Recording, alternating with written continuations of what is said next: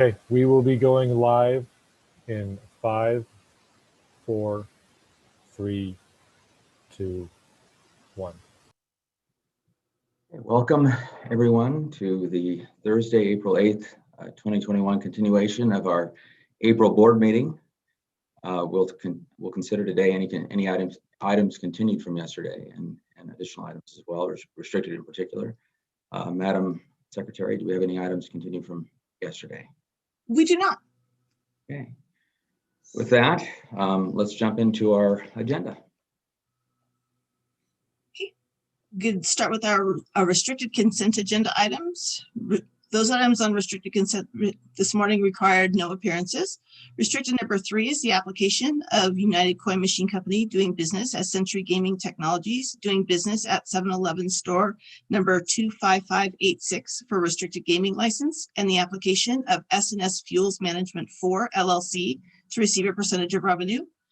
Restricted 4 is the application of United Coin Machine Company doing business as Century Gaming Technologies, doing business at 7-Eleven store number 29646 for restricted gaming license, and the application of S&S Fuels Management 4 LLC to receive a percentage of revenue.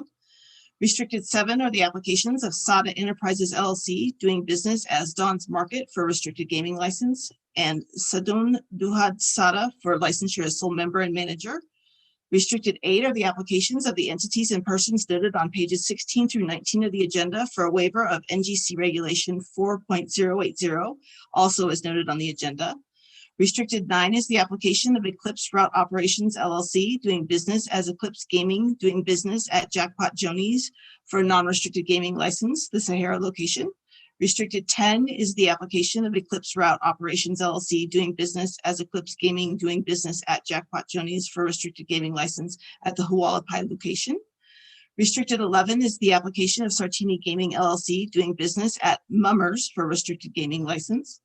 Restricted 12 is the application of Rebel Slots Inc. doing business at Biscuits and Bourbon for a restricted gaming license. Restricted 13 is the application of Rebel Slots Inc. doing business at Street Burger for a restricted gaming license.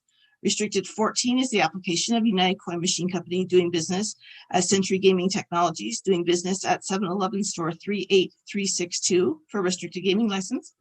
Restricted 15 is the application of United Coin Machine Company doing business as Century Gaming Technologies, doing business at Pahrump Circle K for a restricted gaming license. And restricted 16 is the application of United Coin Machine Company doing business as Century Gaming Technologies, doing business at IHOP for a restricted gaming license. Thank you very much. As you can see, I'm transitioning back into the office today, which I'm trying to do on a semi-regular basis. And so forgive any technical difficulties we may run into, but let's start with restriction number 1. All right, Ms. Bell, I may have missed an item before number 4. Did you read a restricted item prior to restricted number 4 on the consent agenda? Yes, I did. I read in restricted number 3. 3, okay. And sorry, yeah, actually, let's take those consent items first. And so, is there any discussion on any of those items that any of you would like to have? No. Okay. all right, so I will move for approval of restricted items 3, 4, 7, 8, 9, 10, 11, 12, 13, 14, 15, and 16 as read into the record by Madam Secretary. I believe we have conditions on 6, that a key employee application must be filed within 60 days of issuance of the state gaming license and thereafter be refiled. Oh, I'm sorry, 6 wasn't one of them. 7. The surveillance system and/or mirrors must be inspected and approved by the Nevada Gaming Control Board Enforcement Division within 60 days of issuance of the state gaming license and thereafter be maintained at or above the standard that is approved.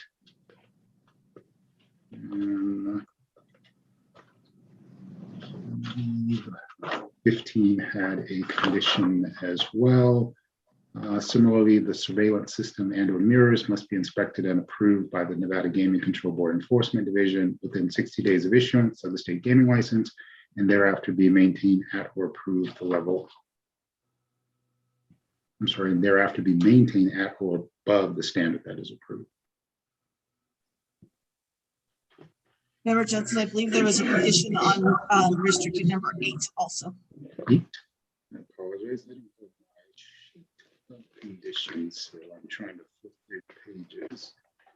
All right, yes, restricted number 8 has a condition, the waiver of the provisions of NGC Regulation 4.080 in conjunction with the approvals granted in April 2021 shall expire on the date of the regularly scheduled NGC meeting in October of 2020.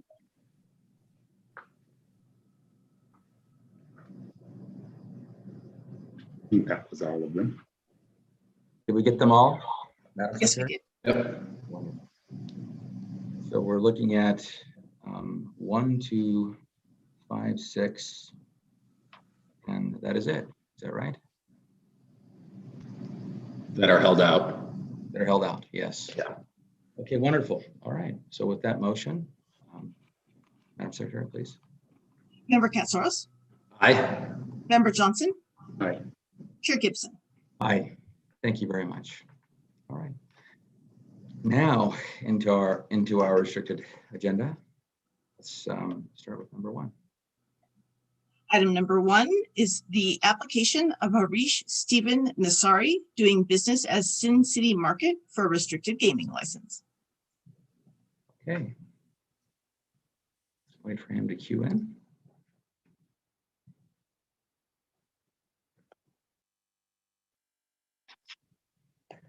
Hello, Welcome, Mr. Nasiri.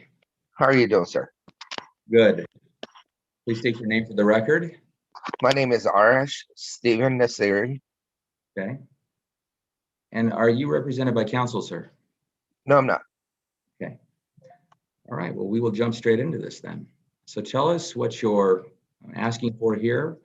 Give us a bit about your background and tell us why you believe you've met the standards of qualification to. I'm asking for a restricted gaming license at our liquor store, and I'm requesting this. It's a privileged license, and I'm very happy to be able to get my gaming license. I had been a key employee for over 23 years at another location, so I'm very familiar with everything, all the regulations and all for gaming. Okay. You've been a key employee, you're saying, for 20. Yeah, I was a key employee, before for another location at NTM's Market for over 23 years. So I understand, I did all the work there. Okay. All right. Well, there's an extensive background here, so I will turn it over to my colleagues to begin questioning. Okay. Please. Good morning, Mr. Nasiri. How are you? Good morning, how are you? You did say you're not represented by counsel because I don't see counsel present. No, I don't, I'm not represented by counsel. Okay. And so for clarity, you're mentioning you held a key employee license, but that employee license would have ended in 2017, according to our records. Yes, Okay. And for clarity, that was also issued to you, it seems, in 1994. Yeah. Sound about right? yes, sir. For Annie M's Market in Las Vegas? Yes, Okay. And at this time, you're seeking licensure as a for a restricted gaming license. yes, sir. Okay. You said you're familiar with the gaming regulations here just a second ago. Are you familiar with what with what a standard you are required to meet in order to be approved for a gaming license holder, or to be a gaming license holder in Nevada? I believe so. Could you maybe educate me a little bit here so I understand that, so I have an understanding of what your understanding is here? My understanding is that I've been a resident of Las Vegas for over 44 years. And I'm just trying to run a business that's, that also requires a gaming, a revenue to help us out with the business to succeed. And I know that I put together a gaming area that is totally kept away from all public. It's all by itself. It's got 130 square feet for the gaming machines to be in. And I got video cameras and everything that surveillance that watches it all. And we are not a 24-hour store yet. Okay. So So, okay, that's good about your operation, but what's your understanding in order for us to give you a recommendation so that you could hold a gaming license? Do you understand what burden you need to meet in order to obtain that license from us? no, go ahead and please inform me of it. Okay, so if you go to get a driver's license, you basically need to know how to drive and pass a driving test, right? And that's Right. about it. When you're trying to obtain a gaming license in Nevada, that's not the case. You mentioned before, you understand it's a privileged license. What that Yes. means is in order to obtain this license, you have to prove to this board and the commission that in fact you're suitable to hold that license. It's not a matter of you're able to run a store or you're able to put surveillance into a store.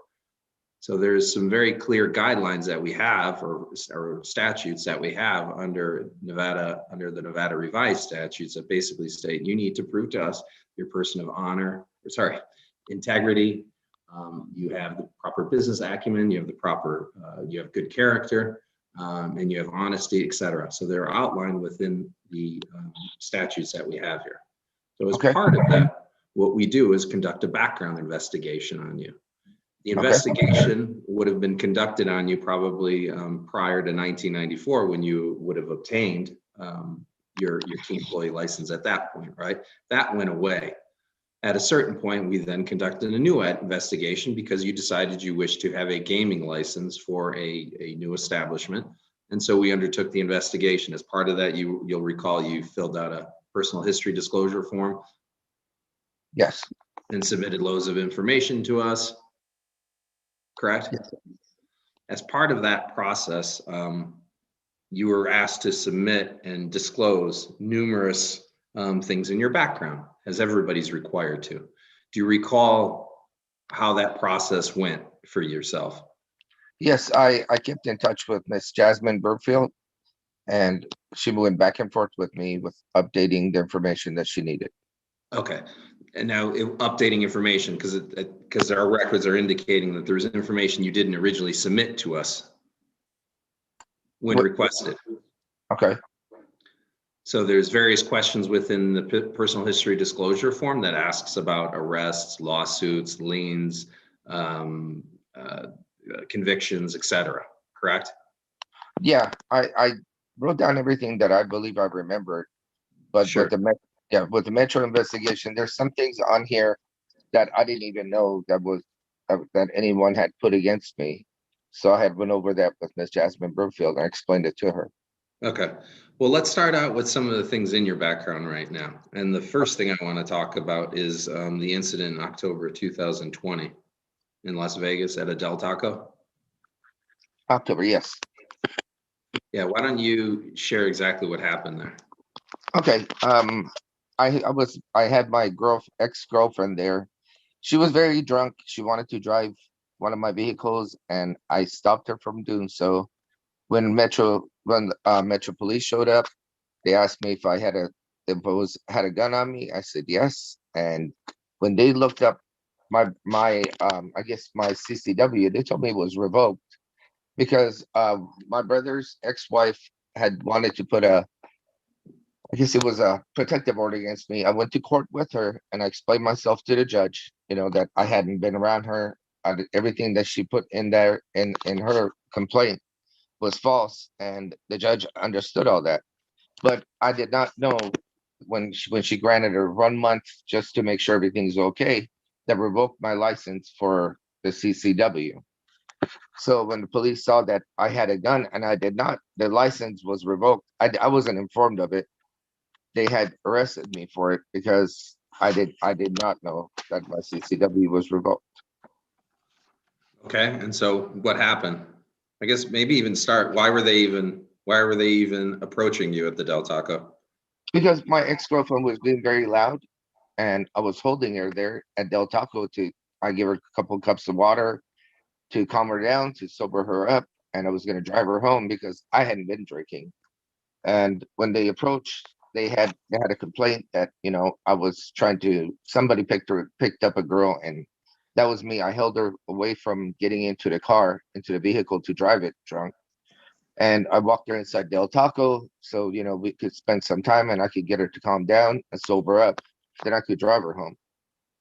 So they were misinformed that I was not, I don't know, I think they were told that I was trying to hold her, but I was trying to hold her from driving drunk.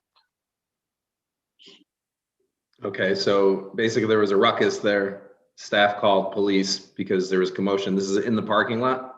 Yeah, the staff did not call the police. Somebody that was driving by that watched me pulled her away from getting into the vehicle to drive her drunk. It was one of my cars.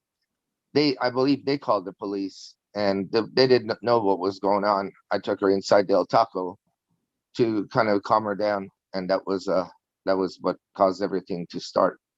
Okay, and then?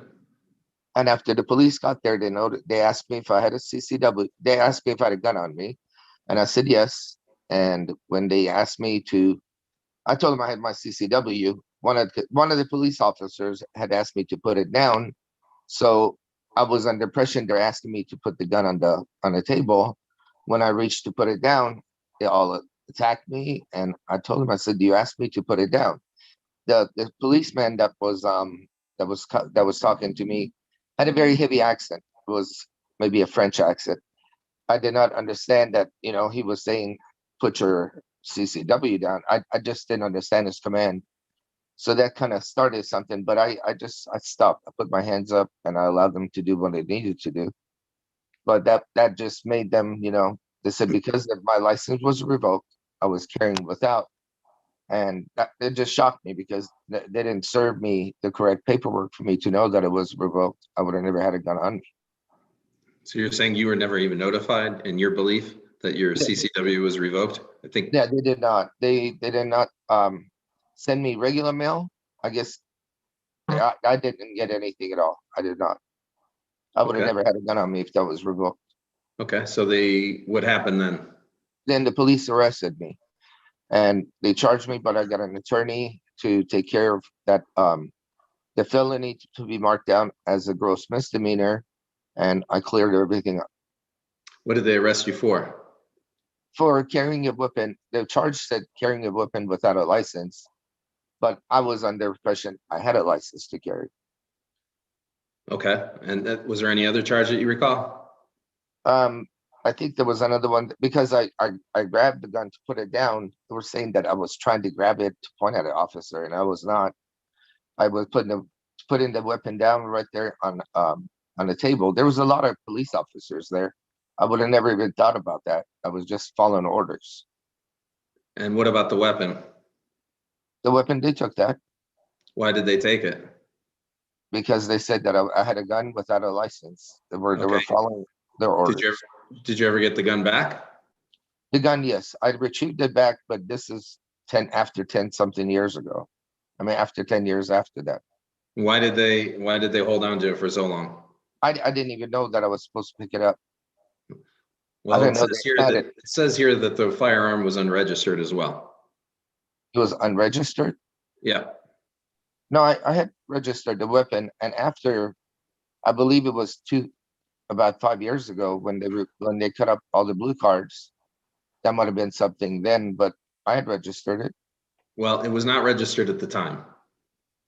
It was I don't understand that because that's what I had on my. I only had one gun on my CCW. 45 caliber gun.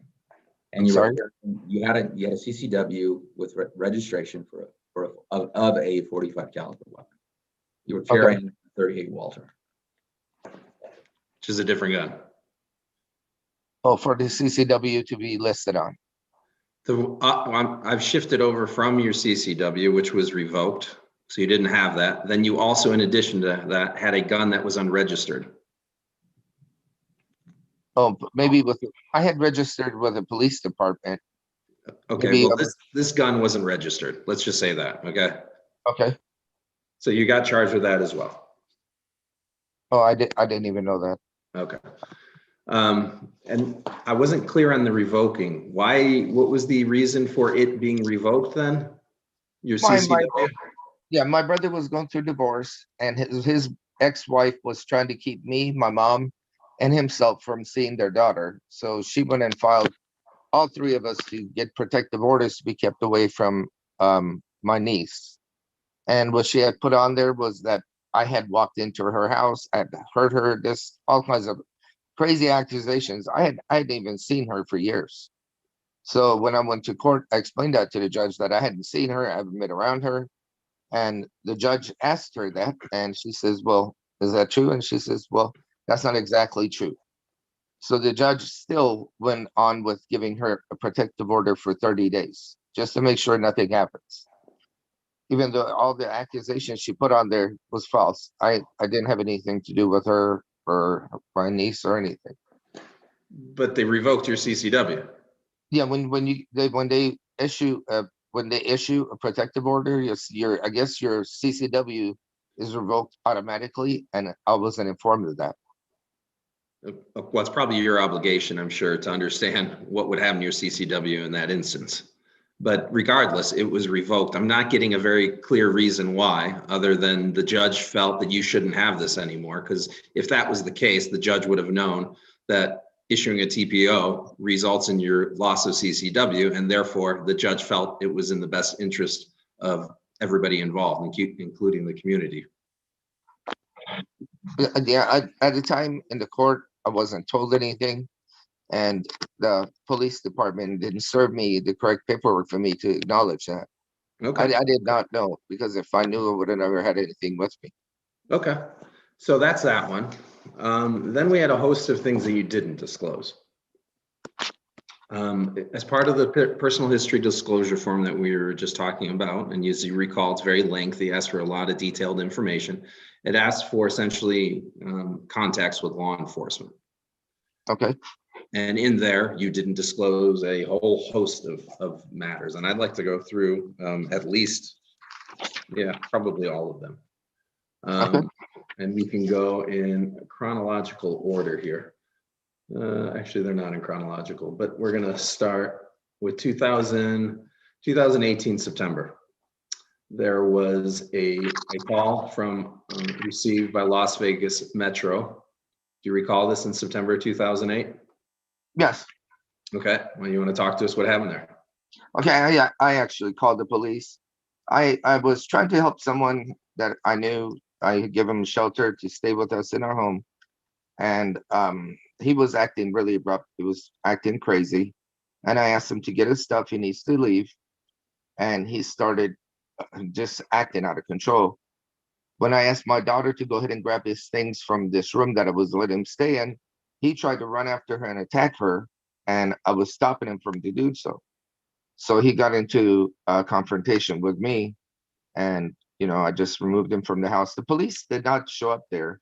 I took him and I dropped him off at a shelter also for psychiatric help. That's what happened with that one. Okay. And what was the result there? Did you get arrested, detained? No. I had called the police on him. I know. I called it. Yeah. No. Sometimes it still happens that the individual calling gets arrested. So repeat. Yeah, he didn't get please. arrested. Okay. They took a long time showing up. I took him and dropped him off at Desert Inn Psychiatrics Okay. because he needed some help. Okay. And let's talk about April 2017. Yeah. That is, I was going through divorce with my ex-wife, Patricia Quinones, and she must have made some false accusations that was never brought to my attention until Miss Jasmine Broomfield told me about it, because somebody just filing doesn't mean that you're told about it. Sure. And so what was your recollection of the instance though? We were going through divorce, and she was trying to say I hadn't been calling or bothering her. She just called and made some report of me calling and bothering her. I never did so I never knew about that. Okay. How about May 2009?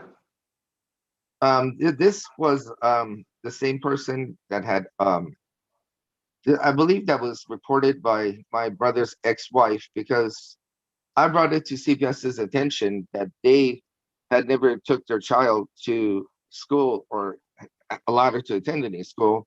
So she went and made a false accusation about my daughter Kimberlyn. When they visited her, when the CPS visited her and to check for abuse, Kimberlyn said, "My dad, he never touches me. The only time he does that is when he shows me love."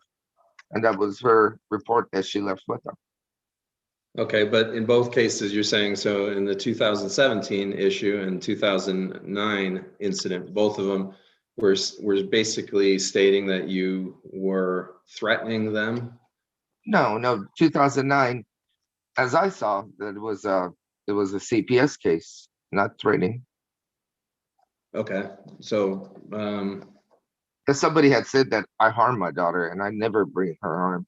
She's grown up, and she's got a really prominent job right now, and doing very well. I've Okay. never abused my children.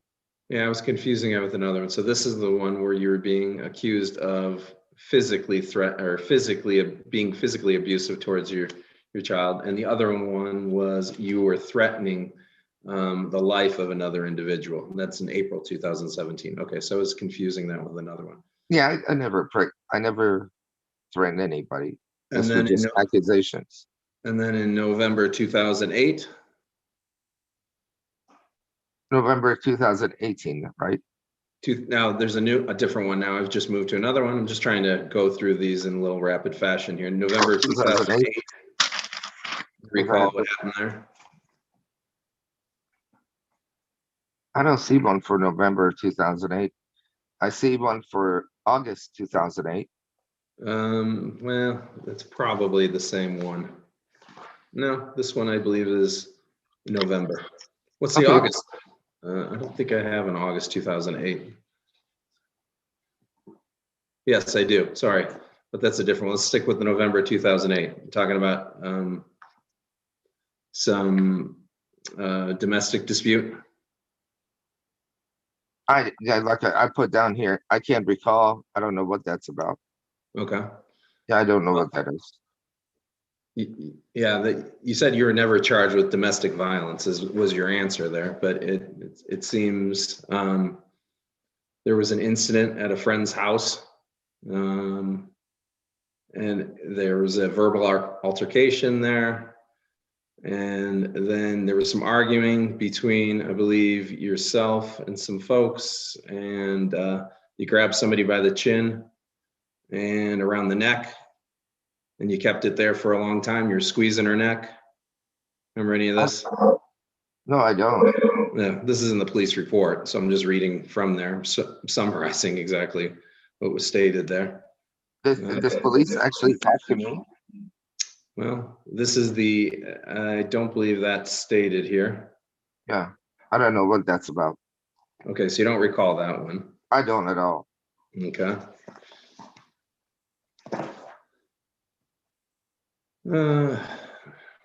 And then we had some ones that you were the victim. But again, you didn't disclose any of these. Yeah, because I didn't have knowledge of these. I should have got a police report so I could write it down, because Sure. I didn't remember any of these things. There's instances where you have interaction with police and you have knowledge because you were present there. And in Okay. those cases, those were the instances I just rattled off where you actually had interaction. In these Okay. next instances, it seems you were, you filed complaints and you actually, there were complaints where you were the victim. So in one Right. case, okay. But there's 1, 2, 3, 4, 5 incidents, some of which you reported. So Okay. you filed a grand larceny. I think that was August 2008 when you're talking about, right? Yeah, that was a card that was stolen. Right. Yeah. Okay. So that was your filing there. Yes. There's another incident here about a 911 call from your house where officers heard you arguing with a female suspect, with a female suspect, and the female threw a phone at you. Do you recall that one? What was that one? December 2007. The female that threw a phone at me was that same, this is the same girlfriend that was a drunk. Mm. She threw a phone at me and she was drunk. When the police showed up, she was drunk and she was under probation. So they took her, they arrested her.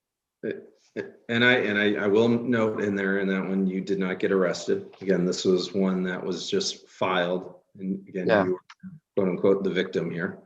Yeah. But again, that would have been one where, you know, you would have had a police interaction with directly. You didn't disclose that one either. Can I cut in real quick here? Sure. So, Mr. Nasiri, Yes, sir. is there a reason you're laying down? I mean, we need you to sit up and pay attention. Yeah. I'm sorry. This is a serious proceeding. Yes, sir. You seem to not be able to recall anything just about. So I ask you to please sit up and pay attention and take this seriously. Yes, I am. I've been taking this seriously. I'm sorry.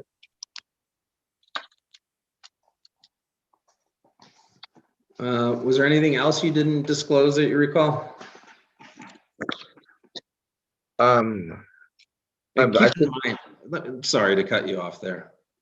Keep in mind, what we're trying to do is gauge whether or not you are suitable to hold a license here. So it's your obligation to prove to us that you've got the good character, integrity, and honesty here throughout this whole process. Okay. And we normally wait till the end to sort of deliberate on these types of things. But I got to say, we've got a record here of a lot of non-disclosures, a lot of troubling ones, a lot of instances where you're being alleged to be aggressive and perhaps have anger management issues, just in my read of this. All we have is the materials before us. But to my last question, is there anything else that perhaps you failed to disclose? Because I'm seeing one more here now that I'm going through my materials. What date do you have? Because I wrote everything down. What date are you looking at? Well, this has to do with child support. With child support? Yeah.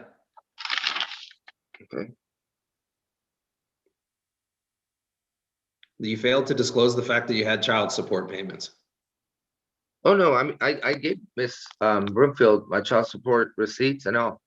Well, sure, after we asked for them, but it was initially your obligation to put it on the disclosure form when we asked the question in there, not just simply checking the box that says no, no, no. And in this case, that's. Yeah. Yeah. Yeah. I mean, it goes to the heart of what Chair Gibson was just mentioning. I'm not sure you're taking this process very seriously. I'm definitely serious about my gaming license. I'm definitely serious about it.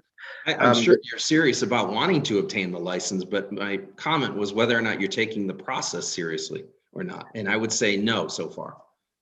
But the application that I filled, I did not pay attention maybe to, you know, I didn't know about these things at all till it was brought to my attention that that's something that's on record. I did not know that that should have been on a gaming license. No, So I'd agree with your first statement. You were not paying attention. Yeah, when you filled it out, you were not paying attention, perhaps. And maybe you did it maliciously. Maybe you knew about it and you just decided to check the box no, which makes our investigators do extra work to try to uncover these things. Yeah, right? absolutely. Our time and resources. Okay. What else? Anything else sort of new to the process that was not on your form? There was the last one was this was February of this last February 14th. I had my son Apollo stay with me and I was trying to train him to stay in his room. So he was crying away and he didn't want to sleep in his room. So it was back and forth with me and him, but he fell asleep. When I went to check on him, he was downstairs. He wasn't upstairs. And I asked him, I said, what's going on? And we started looking around and I asked Apollo, I said, has somebody been here? And he told me that he let a couple people in our home.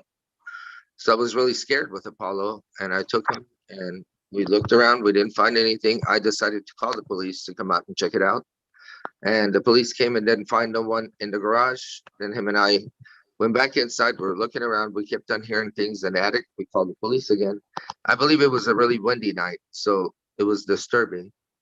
And when the police showed up again, they looked around. They didn't find anything. And at the time, they decided that, you know, that I had lack of sleep and they took Apollo from me. They took Apollo, and my daughter was called out to get her, and they took my guns from me that time, and I was put on a hold on that note. So that's what happened with that. So why did they take your son? Because my son was taken from me because the police believed that I had got to sleep. I was making a judgment, and I kept on thinking there's people here, and Apollo had told me he let 2 people in our home. And I asked him where. He showed me the sliding glass door. I opened that. I let them in, and that really scared me really bad. I was very afraid that someone was in our home.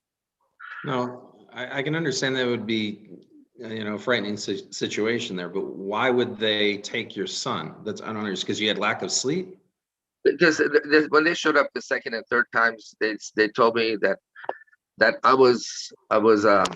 I had been under medication. I had a lot of medication that I had been taking, but Apollo, they decided that I was not able to, be calm enough to hold him that night. And we called my daughter Kimberlyn to come and get Apollo, and they came and they showed up to get him, and I was put on a hold. And then as far as your guns, why Yeah, did they retrieved them. take the guns? Yeah, the police retrieved them. I had one that was downstairs with me, and I had 2 that were on top of my closet, which is over 7 feet high, and they retrieved them too. The police took them. Why would they take them? Were they unregistered? No, they decided that I didn't need to have guns on me that night, and they took them with them. Why did they decide that you didn't need to have guns on you? That's what I I'm was asking. saying. What was the Yeah. reason? The reason was because I had my medications that I taken. It made me a little bit too alert, too shaky, and when they showed up, this went back and forth for like an hour or 2. I was very, very scared for my life and Apollo's, and they decided that I wasn't alert enough to handle Apollo that night. Okay. So Yeah. they basically felt you were unfit to be able to care for your son, as well as being able to have guns around the house at that point. Yeah, that's when they decided, and I kept on talking to them, but they didn't want to be, because they were called out too much. It was very irritated with me. And how did this information get to our agency? So how did our agent discover this? Miss Broomfield, I had noticed that this was not something I had told her about, and I told her that I didn't think this kind of thing would be reported up to your level of stature there. I didn't know something like this would be reported. So again, it was something you didn't report to us. And Yeah, I gotta say quite clearly, this is something that would need to be disclosed to us. You mean afterwards? I didn't know I needed to call her and tell her that. If I did, I would have already acknowledged to do so. Yeah, no, this would have been something you absolutely would have needed to update your application to provide this information. Okay. I did not know that. I would have definitely taken to do so. All these things, if I knew I needed to have them on there, I would have made sure they were on. Well, that's part of the problem. Is it's your obligation to know this. It's not anybody else's, either yours or your attorney's. You don't have an attorney, so it falls solely on you. Sometimes it's obviously somebody can lean on an attorney to get their expertise and knowledge. That's what they utilize them for. You chose not to do that. They probably would have advised you properly, but it's your obligation to report this. And at the onset of all this, you said you're very familiar with our regulations and rules and what's required of you in Nevada as far as gaming is concerned. You talked about some of the operational things, but what you're missing here, it's your obligation to prove your suitability to this board and the commission. And as part of that, it's disclosing all of these required items. This is one of those items. Okay. And it's a very serious item. We've got, well, I'll hold off on further comments for right now, Chair Gibson, but I would like to round it out a little bit afterwards when we go to deliberation here. Mr. Nassiri, thank you very much for the exchange here. Thank you. Okay. Thank you, Member Charles. Member Johnson. Good morning, Mr. Nasiri. I just wanted to ask to finish up that last line of questioning. When was the last time you've had any contact with the police? It was on February 14th. I'm sorry, February? Yes, February 14th. That night we were just talking about. All right. And so prior to February, when was the last time you had contact with the police? Oh, you're saying that if I called them? I just had a police go with me to pick up my child. That was afterwards. I believe this was about two or 3 weeks ago that I had called the police to escort me to get my son from his mom. So we are in April, so this was sometime in March. Yes. So what happened that led you to call the police to get you to get your son? Yeah, she was holding my son for me, and she had filed a motion with the court, but she didn't tell me anything about that. She was just holding my son away from me. So I called the police to escort me to get my son. I'm sorry, I couldn't hear that. She's holding your son for you. She was withholding when we have shared Withhold. custody. She did not inform me that she had went and filed a motion about the same incident to hold my son for me.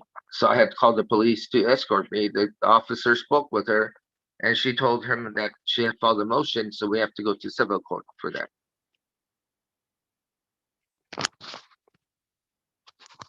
All right, so the police officer did escort you or accompany you to obtain your child? Yeah. And what happened next? That's when she told him that she filed a motion and she didn't want to hand my child over to me. I have returned some counsel to go to family court over this matter. And when are you scheduled to appear in family court? I'm not sure. I just retained my attorney last week, so I believe it's probably next month or so. Let me see. And were you able to get your child when the police went with you to do so? No, she would not hand him over, and she told me that because she had filed for a motion to, I guess, change custody or something. But everything that she was saying on there was not, I was very well able to take care of my son. Right. And so did you get your son back after that night? No, we have to go to court for that. She's filed a motion and she's holding him. She's not allowing me to see him. All right, so you haven't seen your son since that night? Yes, sir. Okay. And so that was March of 21. So that was actually after the incident that occurred in February of 21. Yes. Right. Right. So after the incident that occurred in February of 21, in addition to what happened a couple of weeks ago in March, was there any other contacts you had with the police? No, not at all. All right, so let's go back to February again. You recall what you just shared a few minutes ago about the contacts with law enforcement in February. Yes, sir. Prior to February, when was the last time you had any contacts with the police? Prior to February, I don't recall getting in touch with them for anything. I believe it was maybe the year before. Yeah. And what happened then? The year before, I was alert that was living in my last residence, and I had called them that there was somebody around our home, and they just came and checked it out, and there was nothing going on. That was, I believe, that was like January of 2020. January of 2020. Were you staying at the same residence that you have now? No, it was a different house. And so what happened? You thought someone was near your property or in your property? Yes, yeah, there was. I called them and I said there was somebody around here. They came and checked it out, and there was nothing going on. What caused you to think that there was someone around the property? It was just very loud outside. Where I used to live was very quiet, and I kept on hearing people in our backyard, and my girlfriend was hearing the same things too. But when we checked it out, I was really alert, and I called them to come out and check it out. So they came and checked it out. There was nothing going on. All right, who was with you at your home when you heard the sounds, these noises, and the police were called? My brother Poria was with me, and my ex-girlfriend Stephanie Gritadaria was with me.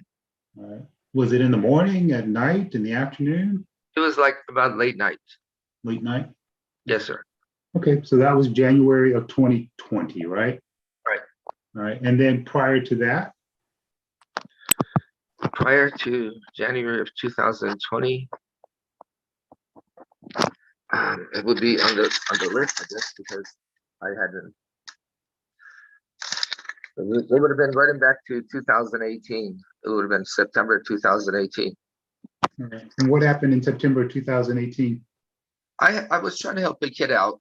This kid that needed some help. He had nobody to live with, so I let him stay with me. And he was trying to communicate with some ghosts or something in our home. And I told him, I said, you're causing too much trouble here, and I can't have you here anymore. So I had my daughter and her boyfriend go upstairs to retrieve his stuff. And when they tried to do so, he tried to attack my daughter to hold her, and I grabbed him and I pulled him away. And there was an altercation between him and I called the police to have him removed.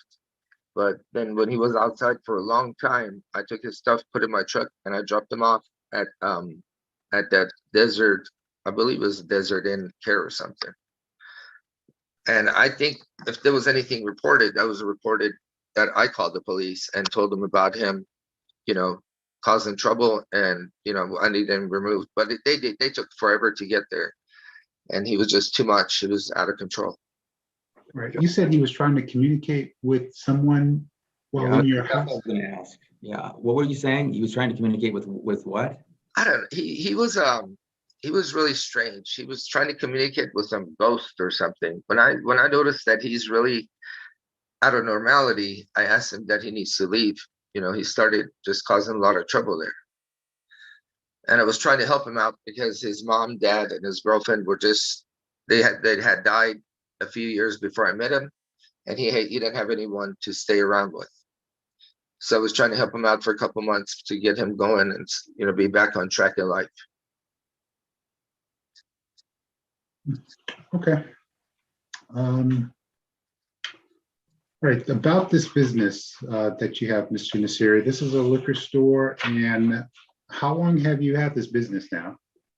We opened this store in February of 2020, and we were on the agenda for the Gaming Control Board for April of last year, but because of COVID and everything else that's happened, it's been put off to come up to this April. All right. Were there any other reasons besides COVID that delayed your application moving forward? Not that I know of. I've been in touch with Ms. Broomfield the whole time. All right. And so you bought this business? How did you come across this business opportunity? This business, I had a prior liquor store that was back there it was on Arville and Flamingo. So I wanted to open a liquor store that was in a better corner and better spot for that. So this is a spot that I had found. Let's see. And how's business going? The business is very rough. It's very rough, and it's not adequate with the way that things should be, mainly due to COVID and everything that we've gone through. So. All right. Where is the business located? On Desert Inn and Sand Hill, 3799 East Desert Inn Road. All right, Desert Inn and Sand Hill. And you own this business by yourself? Yes, sir. So I noticed you didn't have like a limited liability company or corporation or anything for the business. So you operate this business as a sole proprietor? Yes, sir. Why did you choose to have that business structure? That's the infrastructure that I started with. And after I put everything together, maybe I need to go to LLC, but no one's advised me to do so. So it is just a sole proprietor. All right.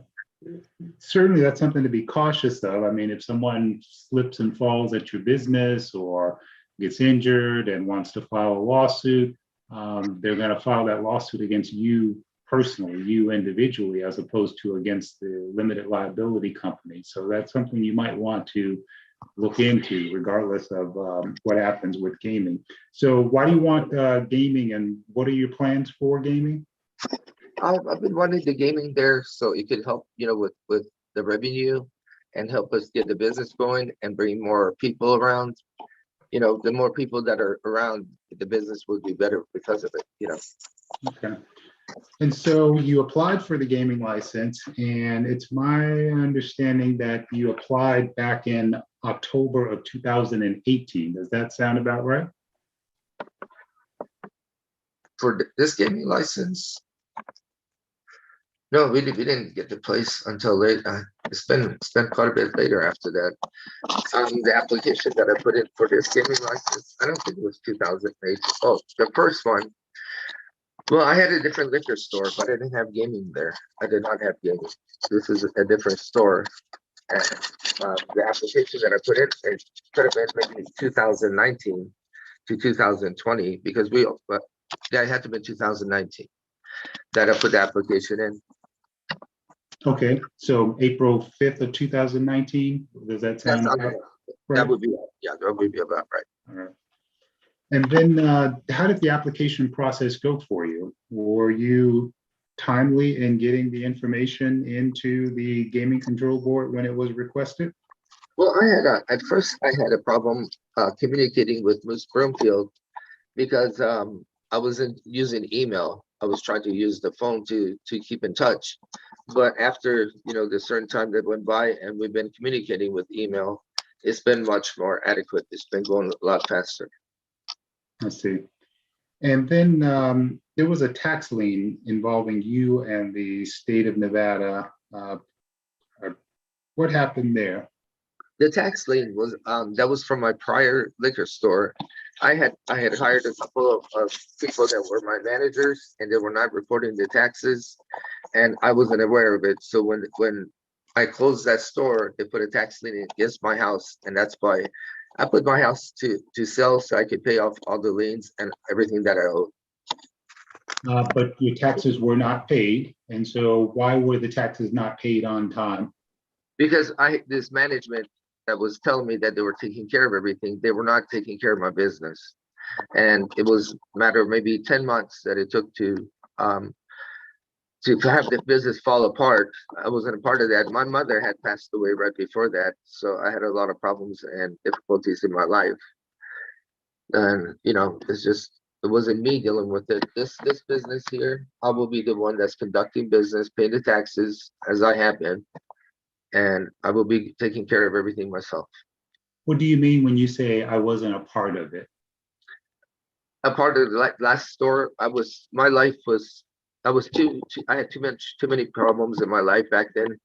With my mom's passing, that just caused a lot of different things in my life, Yeah, I was very close to my mom, so it was very difficult for me at that time. I understand. I'm sorry for your loss, Mr. Nasiri. Thank you. So what is the status of the tax obligation with the Department of Taxation today? I paid them. I paid the lien off with the sale of my house, and I've been on point, and I've been paying the sales tax on time. All right. You did not disclose that lien when you submitted your application, though, with the Gaming Control Board. Is that correct? I don't believe I had mentioned it on there. Again, it's my mistake that I didn't understand like the tax lien would have something to do with the Gaming Control Board, but that tax lien was put in place against my home and it was paid off. But doesn't the application ask you whether you have any liens that have been filed against you? Yeah, I was thinking of a person filing a lien, not any tax liens or anything like that. That's my mistake. Let's see. Okay. I believe those are the only questions I had for you for now, Mr. Nasiri. Thank you for your question. Thank you, sir. Okay, thank you both, Member Casaros, Member. So as I look at this application, it took approximately 2 years to get done. COVID wasn't the sole reason. There were other reasons, including failure to timely communicate and to fully disclose. The history here suggests, and the discussion here suggests to me that there might be additional challenges that you face, Mr. Siri. I wish you didn't, I really do. And I hope that you can find some support in your life. candidly, I'm looking at some of the things that bother me the most about this application are some of the allegations of abuse. There weren't findings that were brought to conclusion. In some cases, it was because the witnesses were probably related. There are a number of reasons why they might not have been shooting against you, related to you, that is. But they're very serious, including this 09 was scarring den on the head of your child. It was an inch and a half inch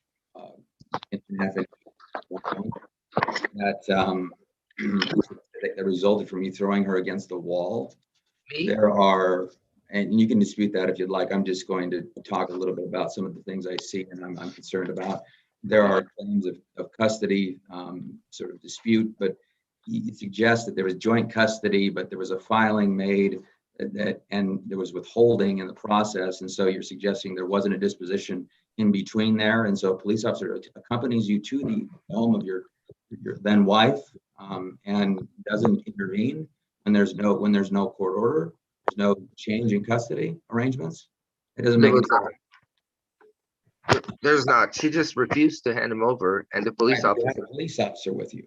Yes, the police officer told me that he's a police officer for criminal, not civil, and he couldn't do anything about it. That's exactly what he told me. There was another instance where you're in family court. You show up, so you weren't there for drug issues. They weren't going to drug test you on the spot for whatever the reason was you were there. And you claimed that your coffee was drugged with MDMA by the person who accompanied you. We've heard discussions here about people having entered your home, and you were concerned for more than just a few minutes or a little bit.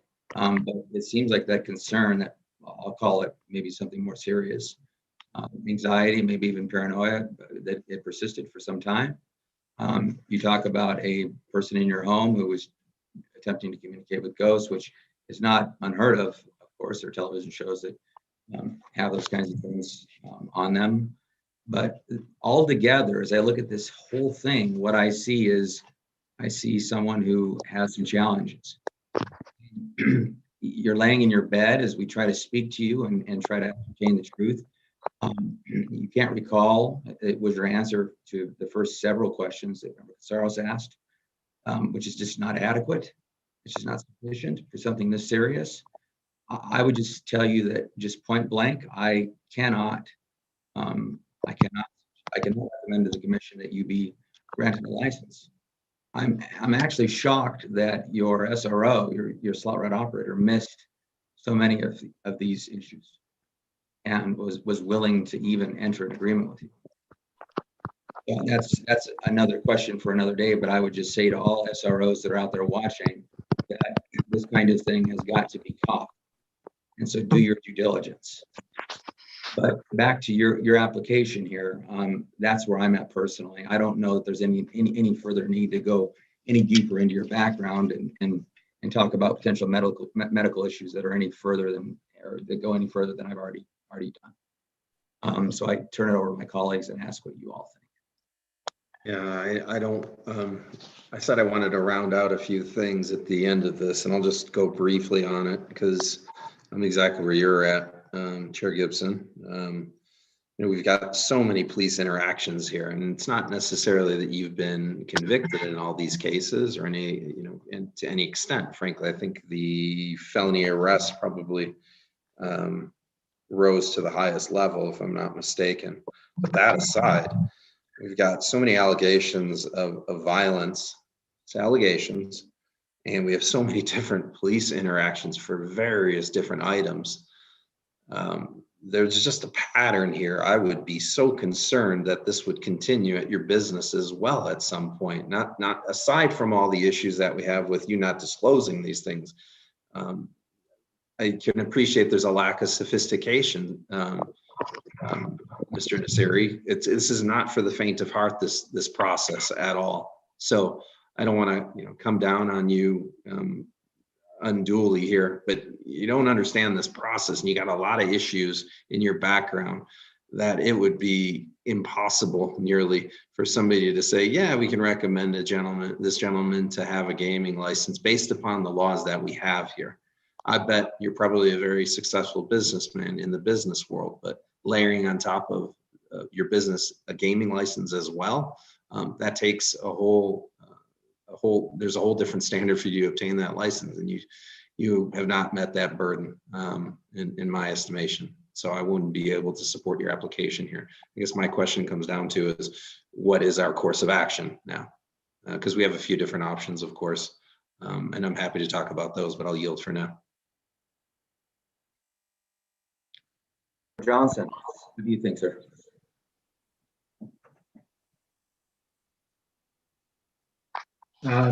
Yeah, I can't disagree with what's been said already.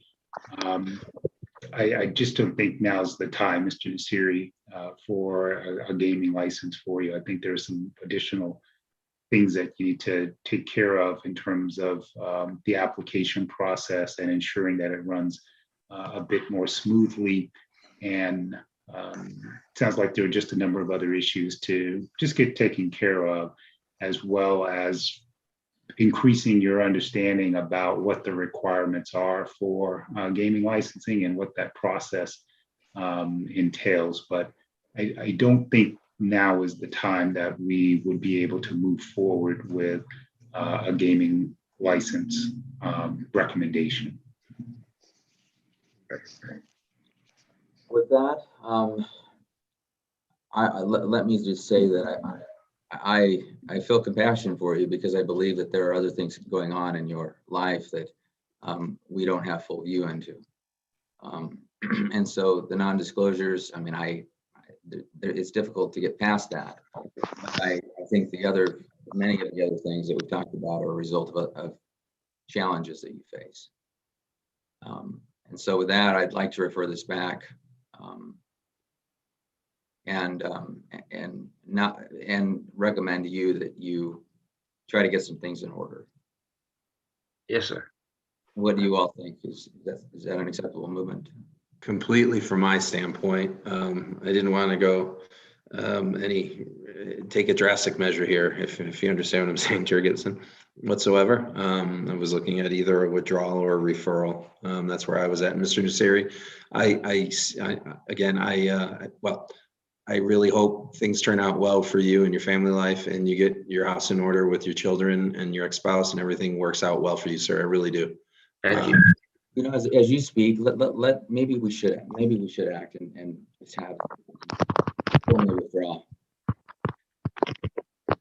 I think he would need to submit that withdrawal request in writing prior to the time of it being acted upon. Right. And I think typically Chief Labadie has a paper ready to be signed at the podium, but given where we're at right now, and I'm guessing Mr. Nasiri might not be able to do that rapidly and turn it around. So, but I would concur, Mr. Chairman, with your recommendation to refer this matter back to staff. And so, Mr. Nasiri, that would give you an opportunity to, as I said, continue to increase your understanding about the process and the application submittal, but also give you an opportunity to resolve some items that need to be resolved before you can go forward. And so I would agree to refer this matter back to staff, Mr. Chairman, for some additional work as those opportunities may present themselves. So I will refer this back. Chief Labadie? That's fine if you want to refer it back. That's what we'll do. Thank you very much, Mr. Nasiri, for appearing. Thank you. I wish you the best of luck. Thank you, sir. thank you. All right. Close this out and move on to our next item then. Next item is restricted number 2, which is the application of Artesian Partners LLC doing business as Peavine Tap House Eats and Beats for a restricted gaming license, and the applications of Anita Noble and Matthew Todd Reardon for licensure as a member and manager. Welcome. Good morning, Mr. Chairman, members of the board, Madam Secretary. Jeff Donato here, on behalf of the applicants, and joining me on the call today should be Mrs. Anita Noble, and Matthew Reardon. Okay, I see Mr. Reardon's, his name. Let's let them cue in. Please turn your mic and your screen on so we can see you. Thank you. Well, And it's Ms. Anita Noble. Ms. Noble, Sorry about that. No worries. welcome. Thank you. Okay, and Mr. Reardon. Okay, wonderful, great. So, All Mr. right, Chairman, take us through this, if you would. yes, I understand there are some areas of concern. So with your permission, we do have affirmative presentation. And what we'd like to do is just give a brief opening, introduce the applicants, let them give a little background information about themselves, and then allow me a time to close, and then we'd be here to answer any questions that you may have. Okay, That's please okay. go forward. Thank you. So Peavon Tap House Eats and Beats is a restaurant with a full bar that's located in the Somerset community off of Town Square Lane in Reno. It opened in January of 2020. It's been operating ever since, but without gaming. Although the applications for a restricted gaming license, the applicants desire to start with only 9 machines. Peavine Tap House is a family-friendly local gathering spot with affordable dining.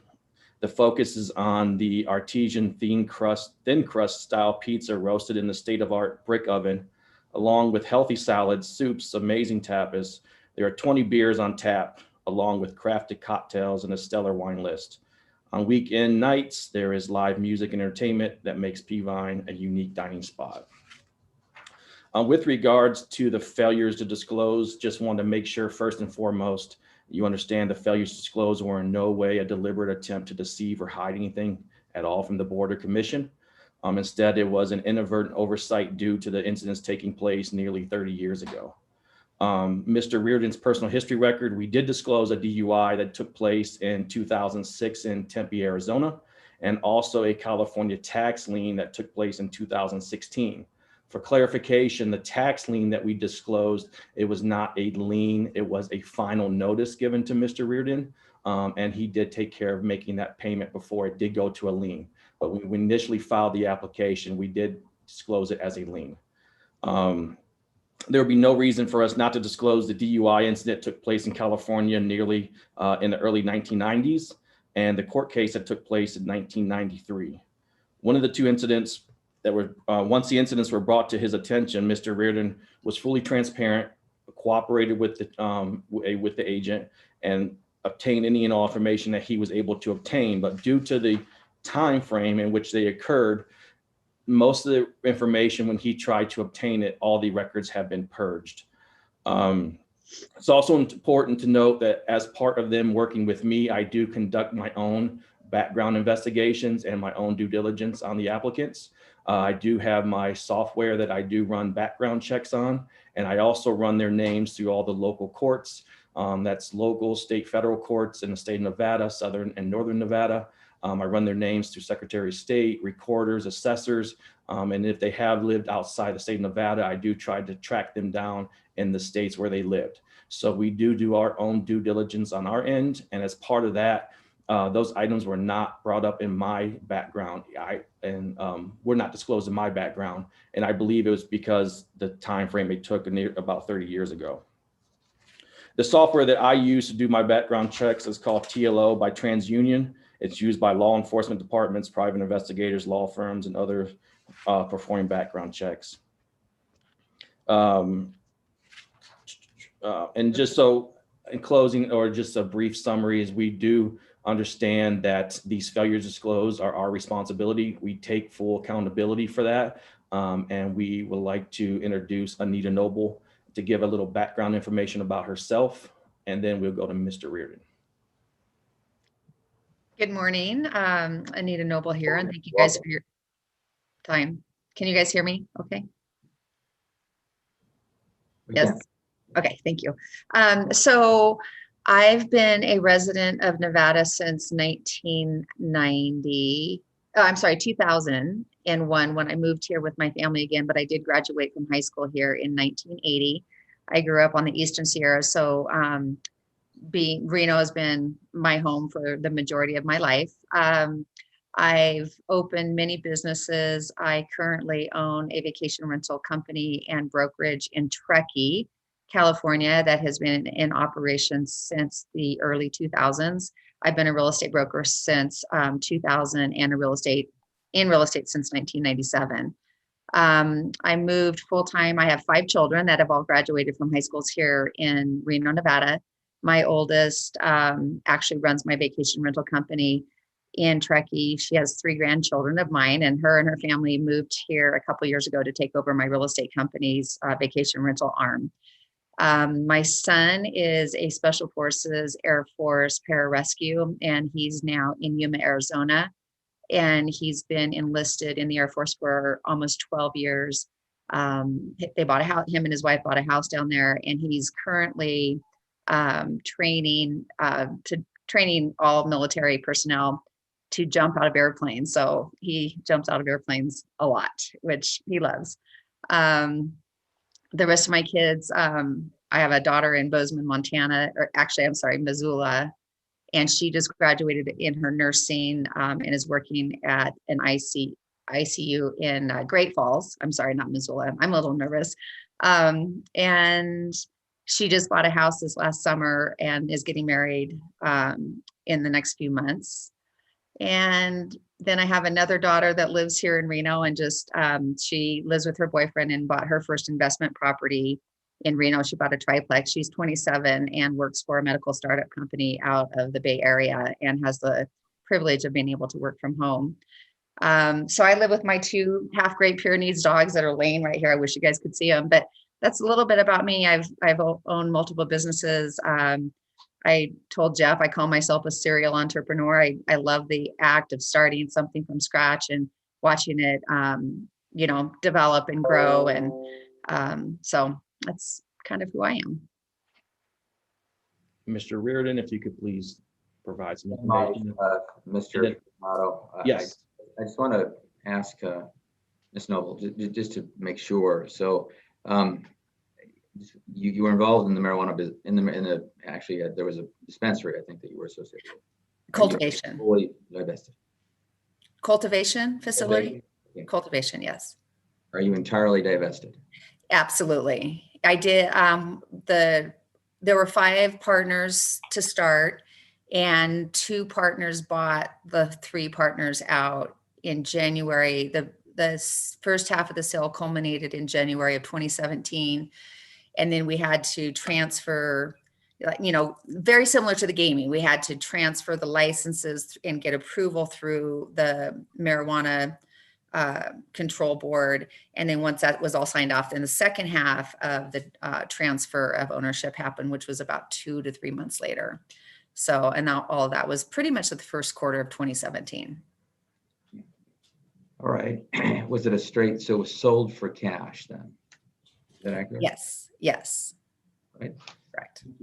Not a whole lot, but I got made whole. Mr. Reardon, you wanted to ask Mr. Reardon? Yeah, Mr. Reardon, if you could please provide some information about yourself and also the incidents where you failed to disclose on the application. Absolutely. Good morning, Chair Gibson. Good morning, Board Katsaros and Board Johnson. Thank you for your time this morning. Greatly appreciate it. My name is Matthew Todd Reardon. I've spent the better part of the last 30 years as a professional athlete in the skiing world, as an X Games athlete on the Pro Mogul Tour and the Worldwide Freeride Tour. In addition, I've also had a fairly successful music career, both in Europe and the United States as a composer, both with a couple of songs on the Billboard Top 40, as well as composing music for films and also composing music for philanthropy, in which doing good work for some 501c3s.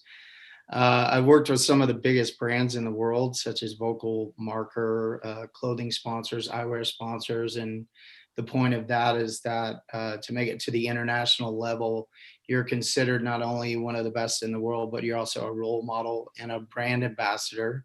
So definitely pride myself on that. Most proud thing I would say that I've ever done is become a father. I have a beautiful 4-year-old daughter named Louisiana Reardon. And she turned 4 last night and we had a great birthday party. when I started to slow down at age 46, actually right around age 44, when I started to travel less, I took a job as a volunteer for the Squaw Valley Institute, which is modeled after the Aspen Institute, if you're aware of that. It's a 501c3 that does multiple different community building beneficial initiatives focusing on health, wellness, education, environment, and adventure. I started as a volunteer. Within a month, became the associate director, and within about 5 months was asked to become the executive director. I mainly was pulling a lot of resources from my world in the music business, entertainment business, and the sports business. And over the next 6 years, I believe, I produced about 52 community building events. I'll give you a couple examples. For higher education, I brought in Sir Ken Robinson, who is the highest viewed TED Talk in history. For children, I brought in a mentor and someone for little kids to look up to. Her name is Bethany Hamilton. You might know her as the young lady that had her arm severed off by a shark attack. And there's been many movies about her. Several authors, admirals in the military, SEAL team members, everything to inspire community and build a better youthful generation, and provide some higher education and higher learning to the community at large for North Lake Tahoe and Reno area. I decided I wanted to move down to Reno and be part of a bigger community as Truckee and Tahoe kind of has exploded, and came down to visit Reno. And Reno, from the time that I came out here in the early 90s to now, I was blown away with the difference in demographics and just how exploding it was with the addition of companies like Tesla and Patagonia basing themselves out of here. Immediately wanted to rent a house and try it out for a year, which we were very happy with the decision. At that time, I really had always had a dream to own a music venue so that I could be a part of the music scene and host an event space where I could do more of the speaking engagements and event-based entertainment for community and start to do my community building in the Somerset area. I researched extensively for about a year and a half the location that we're in currently, and did an immense amount of demographic research and negotiating with the landlord.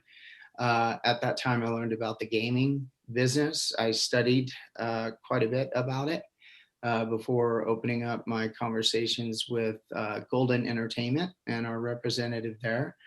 The business, well, let's just say we started in our not the most opportunistic time in December 2019 as a soft launch, and really opening in 2020.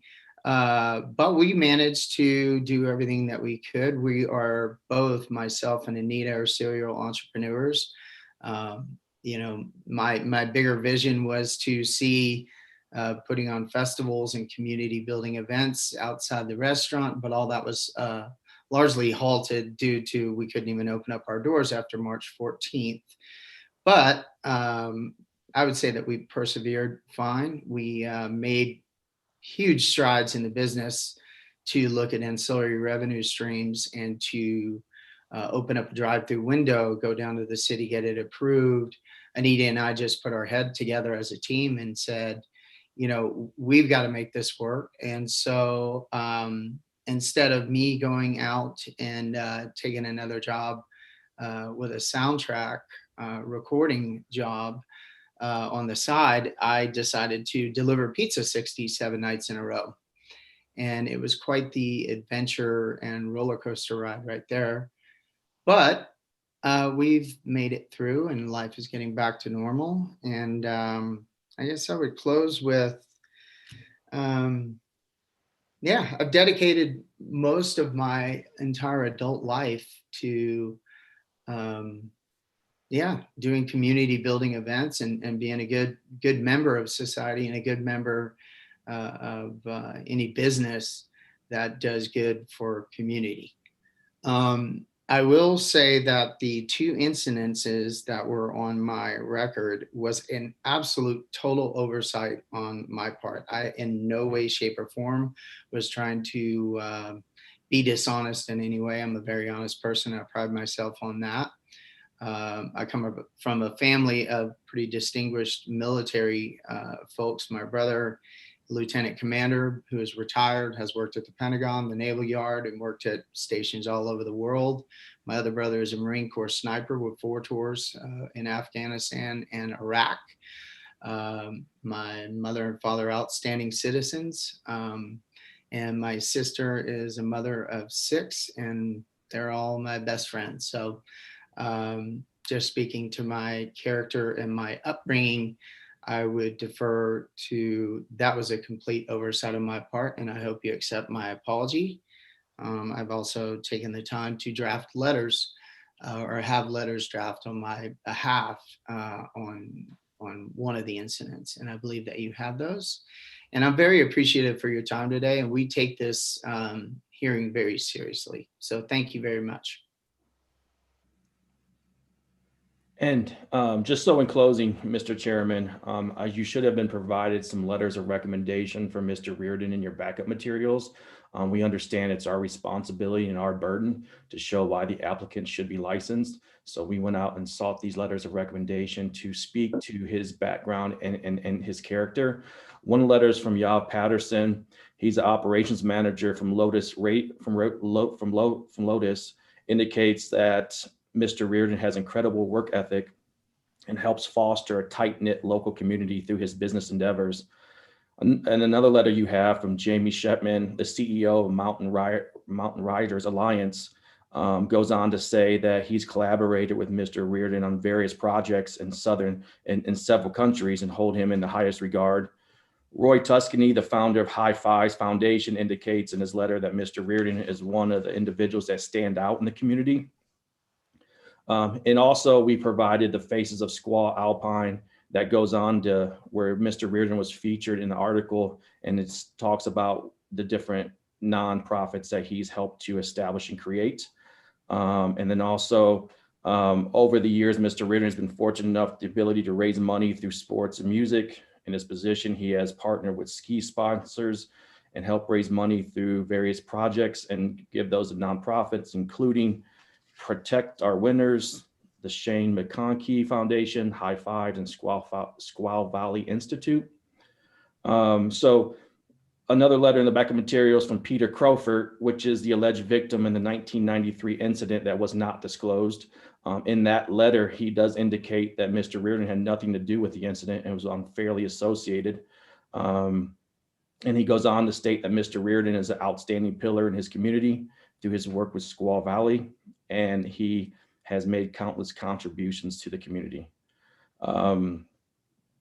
As part of this application, the applicants did register for and will be attending the May compliance seminar with the Nevada Gaming Control Board. In addition, the applicants have entered into a participation agreement with Sartini Gaming to be its SRO. Based upon all this information, we believe that we have met the burden set forth in NRS 463-170 and have demonstrated that the applicants are of good character, honesty, and integrity. In addition, we believe that we have shown the applicants have adequate business probity, competence, and experience in gaming or generally. As a result, respectfully request the board's favorable recommendation on this gaming application. With that, we'd like to thank Agent McElhaney for all her hard work on this application, and we're here to answer any questions that you may have. Okay. Thank you very much for your presentations, Ms. Noble and Mr. Reardon and Mr. Donato. I don't like to go back in time this far. I mean, this is ancient history, but just for a moment. So September 29, 2006, DUI in Tempe, Arizona. I mean, so the story goes that, I mean, at least your side of the story is that you were asleep in the backseat of this friend's car, cab called, police arrived because of a noise complaint. You're asleep in the back seat of the car. you had the keys and so backseat of the car, they test you, they drug test you, or they alcohol test you, and you are intoxicated, and so you hire a lawyer, you make the argument, and it is adjudicated to conclusion, not dismissed. You're found guilty. I would just note that. So the one thing I would say is that going forward, I can't read your mind. What I know is that what I do know is what the court concluded based on the facts. And so I hope that you'll understand that we take, all crimes, all failures to disclose, failures to pay taxes, and so on seriously. And we'll dig to the point where we can uncover the truth. So I hope you'll understand that, Mr. Reardon. You've done a lot of good. There's no question.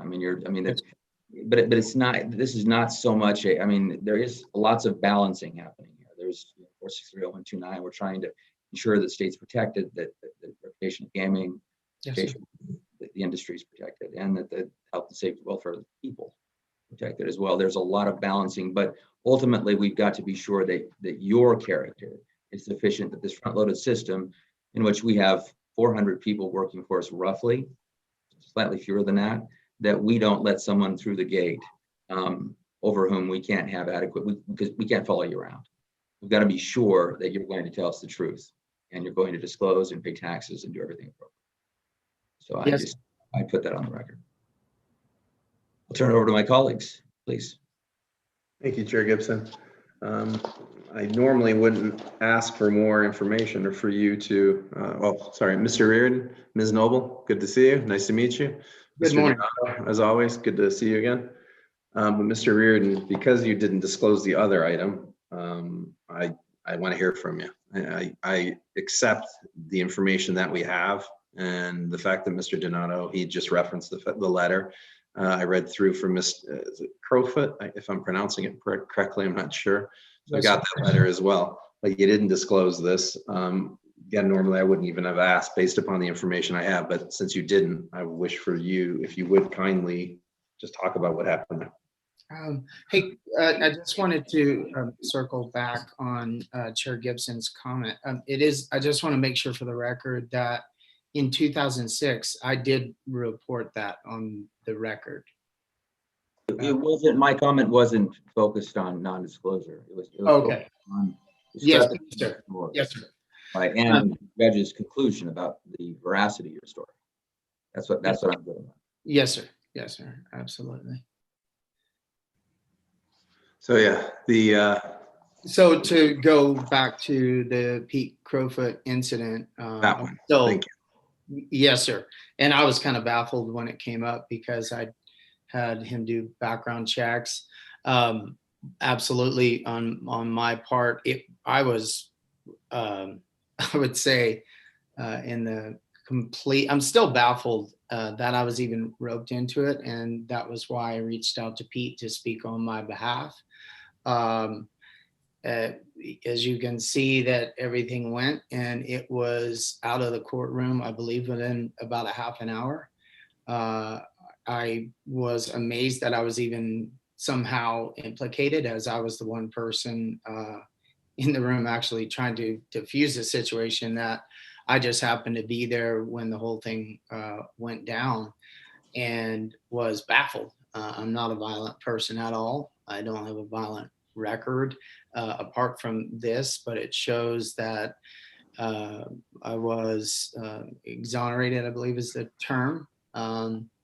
And when this came up, I was shocked that it was even on my record. Now, I do know, I'm not claiming it was just an oversight, but this came and went and was dropped as quickly as it kind of was brought to surface. And still to this day, I would say that based on having the charges drop, and then my one attorney actually saying just plead no content, no non-contendere, and saying we'll be done with this. And it still to this day is shocking because I did nothing. I was simply in a car with a good friend who I would say I was at the very wrong place at the wrong time. And if anything, I was the person trying to diffuse the situation. I am completely against physically harming another individual or doing anything violent or doing anything illegal for that matter. So that's how I would answer the question. And I sincerely apologize. I hope you accept my apology for not disclosing the event. I was shocked to have it resurface, or yes, that's no excuse, but because I do know the requirements and I did read very carefully and study everything that goes into the gaming application. Okay, well, I appreciate that response there. And I will note the letter that I had mentioned, or Mr. Donato had mentioned too, drew attention to, was the fact that the individual who was, I guess I'll call, I don't want to use the word victim, but the individual that was involved said you had nothing to do with it as well. He was the accuser up front, yes. There you go, thank you. We're actually very good friends, so. And that's what he indicated in the letter. But again, I probably wouldn't even have raised this matter, but for the fact that it wasn't disclosed. And we understand the fact that people do. This is 20 some years ago, right? 27 years ago. So 27 or 20 years ago. it is a bit dated. It'd be a little more eyebrow raising had it happened in the last 12 months to 5 years, what have you. Yes, sir. I didn't have any other questions on your background, but I did want to ask about the business and where are you guys at right now? I don't know if that's for yourself or Ms. Noble. I can answer that, but do you have any more specifics on where we're at? Like, what are you looking for? The state of the business, our finance? Yeah, just tell me how the state of the business is going. And then I wanted to get into exactly what you're looking for now. It looks like you've already mentioned you've got the agreement with Sartini. Is it signed right now? You're looking at how many machines? Do you guys have it built out yet, et cetera, et cetera? So we've done, to start with your, how are we doing? Somerset is a very unique demographic location. It's a higher end demographics. And we're kind of, again, with my real estate background, for me, it's location. And when Matt and I, looked at this location, I could not wait to sign the lease agreement. This is not knowing that the pandemic was going to hit, of course. But it had the drive-through, it had the gaming, it had a unique location where there wasn't a lot of competition. And so we jumped in with both feet. March was a game changer for us, but because we had the drive-through, we shifted immediately to take out delivery and made it through those next few months. We obtained the first round of the PPP money and utilized that to open up a coffee and breakfast, as well as buy some outdoor patio seating so that we could move forward into the spring, summer, and fall with the pandemic still in full force, having people sit outside. So we really, the restaurant very proudly, I have to say, has held its own. The PPP was very valuable in helping us, and it did the job. And the last, I would say, 8 weeks has been a 100% shift in people's comfort level to come inside and dine. Because we're in Northern Nevada and we are on the western part of the eastern part of the Sierras, western part of Reno, we do have some pretty significant winds. So our outdoor dining isn't as popular right now as it will be when it's not as windy and cold. And so people have really showed their comfort level with the vaccines and what have you by coming in the door. When we rebuilt the restaurant, the bar cabinets for the gaming machines were already pre-built, pre-wired, pre-cut out. When and if we have the opportunity to move forward with the games, we'll just pop off the bar top, set the games inside, plug them in, do the locks on the cabinets. We have a bar top that can facilitate 11 games, but we've decided because, now we've been open almost a year and a half, there's that comfort level that people have of coming to our bar without machines. And so we're going to keep a section of the bar without the machines. And so instead of maximizing the 11 cabinets that we have, we're just going to put in 9 cabinets for now and just, see how it goes. So. Did you build out this place then, or what was there before? So it was an existing restaurant and bar called the Grape and Grain, but it had been closed for about 4 to 5 years. I'm not exactly sure on the close date. And again, what appealed to Matt and I so strongly was that, oh my gosh, all we have to do is drain the old Pepsi from the lines and get our new Washoe County Health Department permits, and we're in business. That went to the wayside when we tore out the bar and tore out the kitchen and, completely gutted it and redid it. And when we did it with the size of the bar, even though we knew that the facility could hold 15 machines, there's really no way we can put 15 machines in there. So Okay, not 'cause comfortably. I'm looking at the diagram right now, and it was originally intended that there would be 12 slots there. And I'm seeing an L-shaped type of bar. Correct. Will you then utilize the shorter end of the bar for the slots? Is that what I'm looking at? So it would be, if you're looking at it, it would be the left-hand side. We'll have 6 machines there. Uh-huh. And then no machines, and then machines going towards the kitchen. Okay. Because we have 2 wells. And when Matt and I first opened and we had the music, it was standing room only. And so we really didn't need 2 wells. And so the left-hand well, we're going to keep open with no games. So we're hoping that it will come back to that, capacity in the future, so that people don't have to sit to enjoy music. And I pulled Very up a hard map. to keep people in their seats, by the way, when there's great music playing. Well, we'll talk about COVID in a second. But I pulled up a map the other day, and it seemed you're at the top of Somerset then. I had never been up there, so I wasn't sure. But is that accurate? Not necessarily the top, but so Somerset is defined by the roundabouts. And so we're at the second roundabout. Okay, understood. Yes. Yeah. You should join us. I mean, it's beautiful up there. It really is. Okay. And then your patio out there, does it face the Western Mountains, or is it on the east side of the building so that it's blocked from the wind? It's on the west, so Okay. it is not blocked from the wind. The views are amazing. The sunsets are to die for, but you definitely can be blown out of your seat if you're not careful on occasion. Yeah, I think they named the Chicago the Windy City a little probably before they knew what Reno was like, or at least Exactly. the Midwest of Reno. Exactly. And that's the upside and downside. You've got the beautiful view, but you got to contend with wind. Yes. So it's always interesting to see what restaurants and bars are going to do. Usually it's the opposite, but I like your approach with at least having the views there. And then COVID. So you understand now, if you were to be successful here in gaining your approval and then with the commission later, that we also have policies and procedures for COVID as well, correct? Absolutely. Absolutely. Okay. So I imagine you've been visited already from some of the local authorities. City of Reno. City of Reno. Yes, absolutely. They've come to us 5 times on a Friday or Saturday night after 9 p.m. And I just said, what did you do to get this job? Right? I mean, who wants to do that? But we've been in compliance the entire time. We've never had our hands slapped.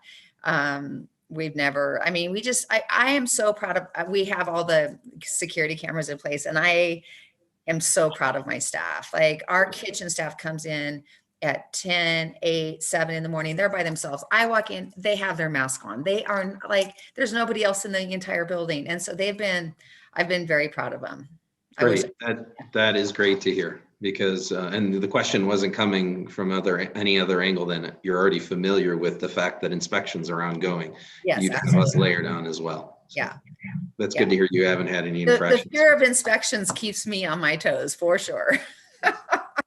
Understood there. So, Part of the reason it's done. yes. Keep everybody on their toes. So, all right. Well, with that, I didn't have any other questions on this item. Thank you very much today. Thank you. Member Terry Johnson, do you have any questions, sir? Actually, all of my questions have been asked and answered. I appreciate the dialogue that's occurred thus far, and particularly commend Mr. Donato for the affirmative presentation and laying out a record for all to consume. Perhaps the only remaining question, it sounds like, Ms. Noble, you will continue to oversee the day-to-day operations, and I just wanted to be clear in understanding what role, if any, Mr. Reardon, you were planning on having. I had seen in the materials that you were going to return to your skiing career predominantly. I'd seen some prior references to you providing some sweat equity. So I just wanted to be clear as to who's going to be doing what in connection with this business on an ongoing basis. May I? Oh, go ahead. Yeah. Okay, so yes, I mean, to say that the last year and a half was challenging is a complete understatement. The one thing that bodes me well is because I have another career that is very well established, that doesn't take a lot of my time. And so one of the, last March, and it was surreal. It was surreal. Matt and I had this up and coming amazing opportunity that hit the community by storm, and we were max capacity, not every night, but and Matt had lined up all these amazing entertainers, and no new business starts out like us. We did over $100,000 our first month in January without any advertising, because the community was so hungry for what we had to offer. And then all of a sudden March hits, and even in real estate, the short-term vacation rentals got shut down. But within 6 weeks, it completely shifted, and real estate, as you guys know, went through the roof, which has been a huge benefit for me. The vacation rentals, and I'm not kidding with these numbers, we were closed down, not allowing short-term rentals for almost 5 months out of 7. And my vacation rental company still had the best year in commissions ever. Right. So I was in a very unique situation to not have to go out and make a living and not have to have the restaurant support me. Matt wasn't in the same position. And so we very quickly agreed that he was going to go do what he needed to do to take care of his obligations and his family. And I would stay with the day-to-day operations. And while we're not quite shifted back into Matt coming back into the restaurant, right now we don't have any future plans of, it's going very well, and Matt's having fun and doing what he's doing and making money. So right now we don't have any plans of that changing. I think it's also important to note that Mrs. Noble's real estate practice is office right above the location. Oh, right. One of them. So she's physically there all the time. Okay. Very good. Mr. Reardon, were you looking to add any other comments? I'm very thankful to Anita. And yes, I think she explained it quite well. I can give you an example. I've done 5 major motion picture soundtracks over the last, I think, 6 years, some of them winning quite a few awards. I was given a pretty lengthy soundtrack called Annapurna, which is by the people that did the award-winning show Meru. So just to give you a brief synopsis, alongside getting back to doing music, which it's my passion. That's why I got into the business, because I love music and live music and music in general. My mom is a concert pianist. But in addition, I went back and studied to get my professional guide's license, because you can't do the X Games at 50 years old, but you can go heli ski guiding in Alaska, or be a guide on a TV show and still stay involved in the skiing community. So to give you an example, I went to Montana and guided a TV show. And then 2 weeks ago, I was up in Alaska guiding high-end clients at a heli ski operation, which is my passion. And I'm very thankful for the arrangement that was afforded to me by my partner, Anita. I have the utmost respect for her. She did happen to have the best year of her entire life with real estate. And it was, let's just call it challenging once we hit March. Okay. And when I'm in town, I get to spend more time with my daughter. And I'm also a North Face pro guide for Squaw Valley, USA. So I guide about 4 days a week where you pay to go ski with me. And the whole situation has actually worked out great. I was at the restaurant last night for my daughter's 4th birthday, and it's an absolutely fantastic establishment. And we had one of our best nights ever on a Wednesday night. Good for you. Congratulations, and all the best going forward. All right, thank you. I didn't have any other questions. All right, well, thank you, Ms. Donato, or Ms. Noble, and Mr. Reardon. And yeah, Mr. Donato, it is yes. You need to make sure you're careful with that. Revocable privilege. Make sure you look that up and understand what that means going forward. It's a very different kind of license than most that you will have followed. But I am prepared for a motion. I wish you the best of luck, assuming this goes well. Thank you. We appreciate that. Okay, I'll move for approval of restricted item number 2 with 2 conditions. Mr. Donato, I assume you've had an opportunity to review and discuss these with your client, and it sounds like they have by and large either been satisfied or are in process. That's correct. But the first condition is the licensees, Anita Noble and Matthew Todd Reardon, shall demonstrate successful completion of a regulatory compliance seminar for restricted licensees, which is deemed acceptable to the Nevada Gaming Control Board chair or the chair's designee within 60 days of the issuance of the gaming license. This condition may be administratively extended by the Nevada Gaming Control Board chair or the chair's designee. And the second, prior to the issuance of the state gaming license, the licensee shall enter into a service contract with the licensed slot route operator. The term of the contract shall be for at least a 1-year period of time.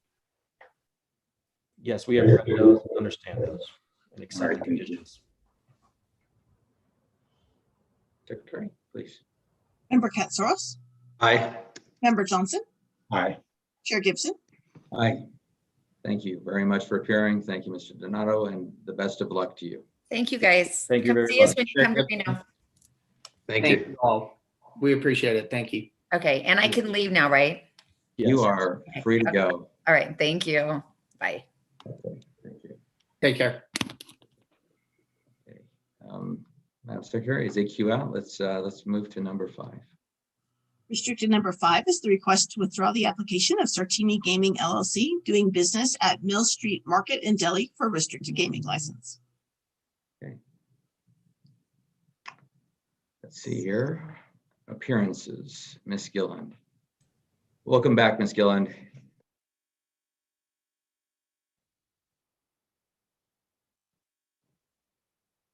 There you are.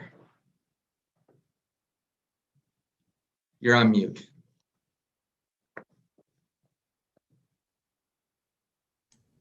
That was a good entrance I just had too, so. Is it?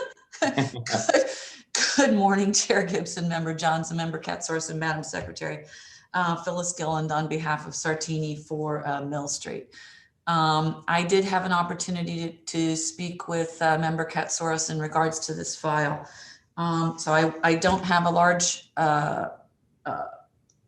addition to add other than we asked to withdraw this file in particular because the leasee, when asked by the Gaming Control Board in late 2019 to contact the Gaming Control Board, determined that he did not want to do that to have additional questions asked of him in regards to his bankruptcies and liens that he had in prior years. So at that point, we withdrew this application. I did spend some time going back through these files. This leasee had a personal bankruptcy as well as a business bankruptcy, of which he was a manager. Had an opportunity to talk with Member Katsaros in terms of liens and things. So it appears that quite a few liens were through his business, although he was named on a portion of those individually as well as the businesses. So the background check was confusing. Ms. McElhaney did the right thing and asked him to help assist her with going through this information, and he declined. So we believe that the material liens were all disclosed, but they were partially business, partially personal. He filed one bankruptcy personal, which was discharged, and then immediately filed a business bankruptcy to catch everything. So we believe that things were disclosed. I believe there's probably some small claims that weren't. And he declined to assist the Gaming Control Board and or discuss how he was going to pay off some what appeared to be liens that did survive the bankruptcy. So we withdrew. Well, good morning, Ms. Gillen. Yeah, and that was part and parcel of the reason why I wanted to hold this out, which was to understand exactly the situation, because in a few of these instances, it would seem to me that this should have been caught by your investigators, and we did talk through that, and I wanted to understand what the gap was. Well, And why it wasn't I and hope why there- it wasn't. I can't guess at this point, but I believe the gap was that he was a member of a company that had three DBAs, and it amassed some federal tax liens. In addition, some other liens. And I believe that when he filed his personal bankruptcy, he did disclose his personal bankruptcy. He did disclose the business bankruptcy. And I think there was a good commingling of that information. Okay, yeah, I think these were liens primarily, as well as a few lawsuits. So you're saying those were commingled, those liens with the bankruptcies? Well, it's my belief, yes. I see there's one with merchants, which was on his personal bankruptcy, which was a very large one. I did pull the bankruptcy sheets and look, and there's merchants on there. Okay. The federal tax liens, 3 of them were in the company name, 3 of them were in the company name plus his personal name. Okay. So I don't believe they were listed. We did, I will back up really quickly. We did talk to Ms. McElhaney in between Joe's Tavern last month and this one, and asked her a little bit about more, what you guys want to make sure exactly what you're currently looking for. So instead of listing, tax liens or bankruptcy as a general statement, we're going to do a little bit better job of listing things more specifically. That may have been in the bankruptcies that are huge. So I believe that he felt he listed them, and I believe we felt we had listed them by stating the bankruptcy. Okay, and I know there's been somewhat of an evolution for your background checks and processes over the past, Very much so years. in the past 6 months, very much so. Just for my comfort level, could you just explain briefly, what are the services you're using as part of your conducting Yes, background checks? absolutely. I've got a long list. We had been using Lexis Diligence. We're now using Lexis and Nexus Diligence. We're using AccuSource. We're also using Thomson Reuters Clear. We actually, we tried very hard the last several months to use Lexis, the law enforcement source, but they decided we weren't law enforcement, so we can't get that one. So we are now specifically, we were always using Pacer. We obviously were doing negative news search, internet search, all the standard things, marijuana, etc. So now we're going to the specific counties that we can locate and looking for anything specifically. Register of actions, all the justice courts that we can find. We're even looking at the police reports to see where everybody's located. Yeah. Well, I appreciate the exchange here today. I wanted to get that on the record and understand. I think it was off the heels of another sort of Yes, hiccup at that point too. So, so thank you for that today. I didn't have any further questions, Chair Gibson. Okay, thank you very much. Member Johnson, you have any questions, sir? No? Okay. Well, thank you, Ms. Gillen. I appreciate your appearance. I appreciate the explanations. I hope you have a staff to support you. It sounds like you've done a lot of this work yourself, which I appreciate. We do. I would like to state, we do have a lot of support. I have buy-in from our business people. I have buy-in from I have a new investigator, not new. He's been with me for 13 years, but we've pulled him into this position now. We have a great licensing agent. We have a very good staff. We work well together. We are continuously meeting. We meet every 2 weeks. If my office is like a revolving door, nothing's going to get filed. We're not going to use withdrawals as a method of, catching ourselves. I can't promise that it'll be perfect, but everything is right now going to get approved by me before it gets filed. So we are, and businesses bought into that. And so we hope and we feel that we're on a good community here. Yeah. Well, I appreciate that greatly, especially the fact that you're going to personally test and review, I'm sure. Yeah, if I have to speak to y'all, I'm gonna. I'm going to at least know what I'm talking about. I agree. I mean, I think you should have a comfort level with the application. I'm comfortable with you. Yeah. I have a new person who's doing the background reviews. We've gone through them together. We're looking at this. We are in sync. So we have a good staff. I do have to give credit to Alistair Cameron, my new director of compliance. Very careful. So we feel we have a good staff right at the moment. Yeah. Well, your company's been successful. It's no longer just an SRO. I mean, you do lots of different things, and you're in many different markets. Right. And one of the challenges, I'll just be candid, in case anyone in the company wonders, well, why, we're an SRO, why the focus on due diligence forms and so on? There was a workshop that Deputy Chief Krasinski reminded me of. It was back when Bobby Siller, former FBI SAC, was on the board, and he went through and he helped develop the due diligence form. And he was concerned that there were failures of disclosure that were being made, even in space lease situations. And so that's one of the things that he put in place. But I guess one of the points I would note for the company and for everyone who's listening is that very often the public, our jobs as members of this board and the commission in particular with us is to protect the gaming industry, the reputation of the industry in the state. And the distinction between restricted and non-restricted licensees, and even SROs as non-restricted, sort of a type of non-restricted license, it's lost. And so in many ways, the larger public and the world sees the Nevada gaming industry as a monolith. They may understand that there are some large operators on the strip, and maybe some don't. Maybe you're not one of those, but nonetheless, everything that each of the pieces does reflects on the larger whole. And so that's one of the things that we're always trying to protect. So thank you for your diligence and your willingness to always step forward and to take responsibility. So thank you very much. No, well, we appreciate that. And, it's always the goal to do it appropriately. I come from very large companies who this has always been the model. So we want to uphold that.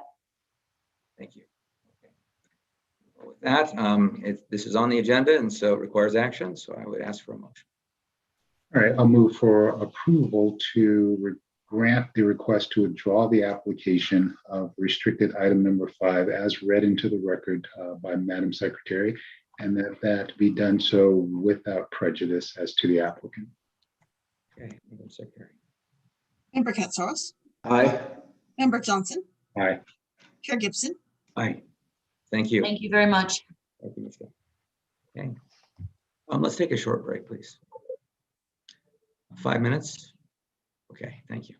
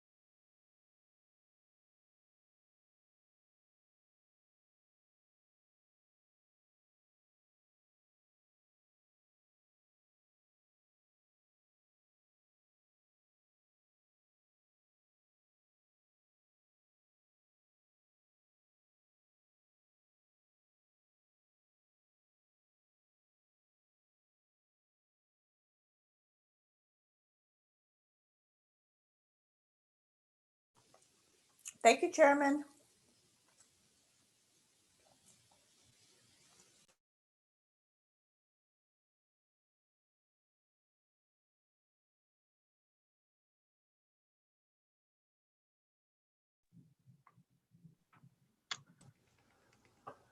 Okay. If IT is ready, then we will resume.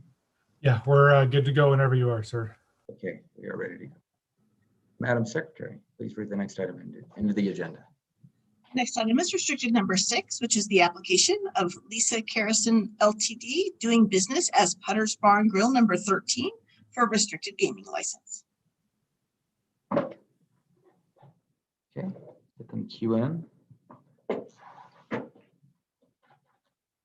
See Mr. Gutwald, who must be counsel. Okay, welcome.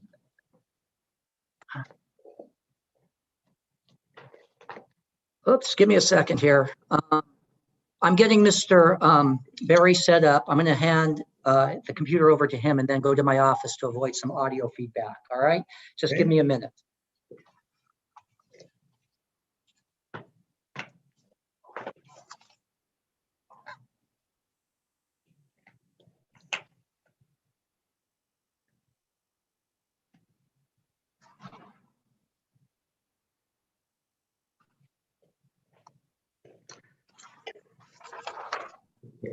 Thank you for your patience. Okay, thank you. Dennis Gutwald with the law Welcome. firm of McDonald Toronto, and Welcome, Mr. with Barry. me is Mike Barry. And we don't have any affirmative presentation. We're here to answer questions, and it's good to see you all today.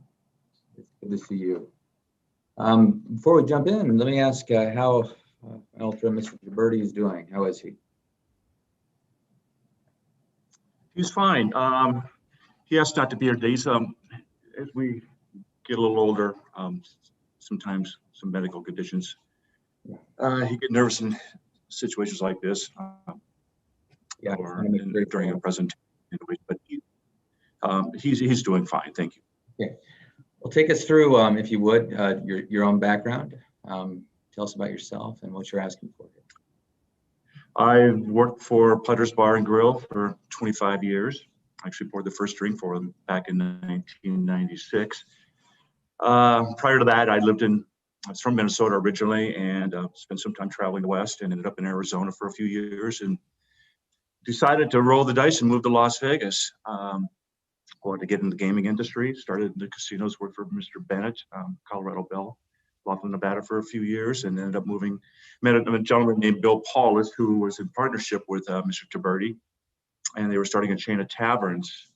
And this was 1996, and I moved up and got a position in that company. I've been with them started off as a part-time bartender, extra board, got into management, and then through the years, regional manager, and now the director of operations. And by the way, I wanted to thank you for the opportunity to be here today. And that kind of sums up my background with the company. All right. Tell us about this particular location, if you would. It's in Henderson. It's Putter's 13. It's a typical Putter's, about 4,500 square feet, 15 machine location, food and beverage. We're looking to offer a safe, fun environment for the locals. It's on the corner of College and East Horizon. And we're looking, hopefully we open towards the end of April or maybe the first part of May. Okay. Tell us about the square footage that you are going to be using. The patronage use, it's probably 3,200 square feet. The entire building is about 4,600 square feet. Mm-hmm. Okay. That includes the kitchen, fire room, etc. Okay, and give us, if you would, because there are some other things I'm trying to lay a record of what I'm trying to do, Mr. Barry.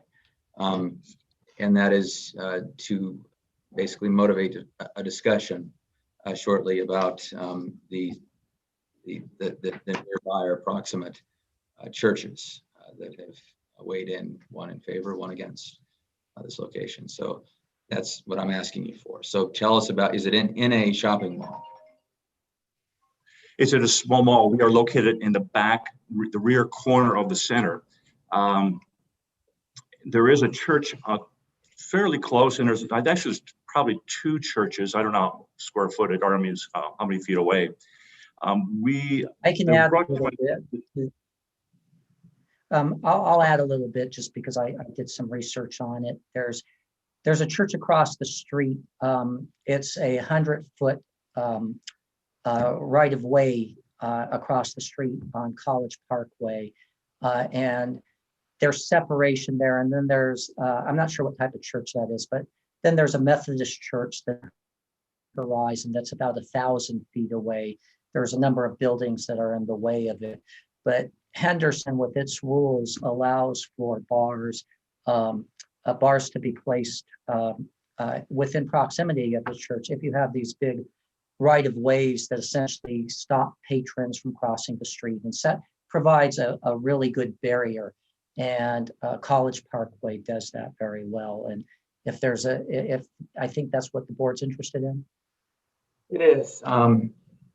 It is what I'm interested in, and my colleagues may have the same interest. Just to stop you there, Mr. Goodwell, Mr. McKella, would you please, if you would, we need to switch your. It looks like you're being listed as Executive Secretary, Marie Bell. So let's get that name changed if we can. But John, if you would, Mr. McKella, tell us what the standards are for location for gaming establishment.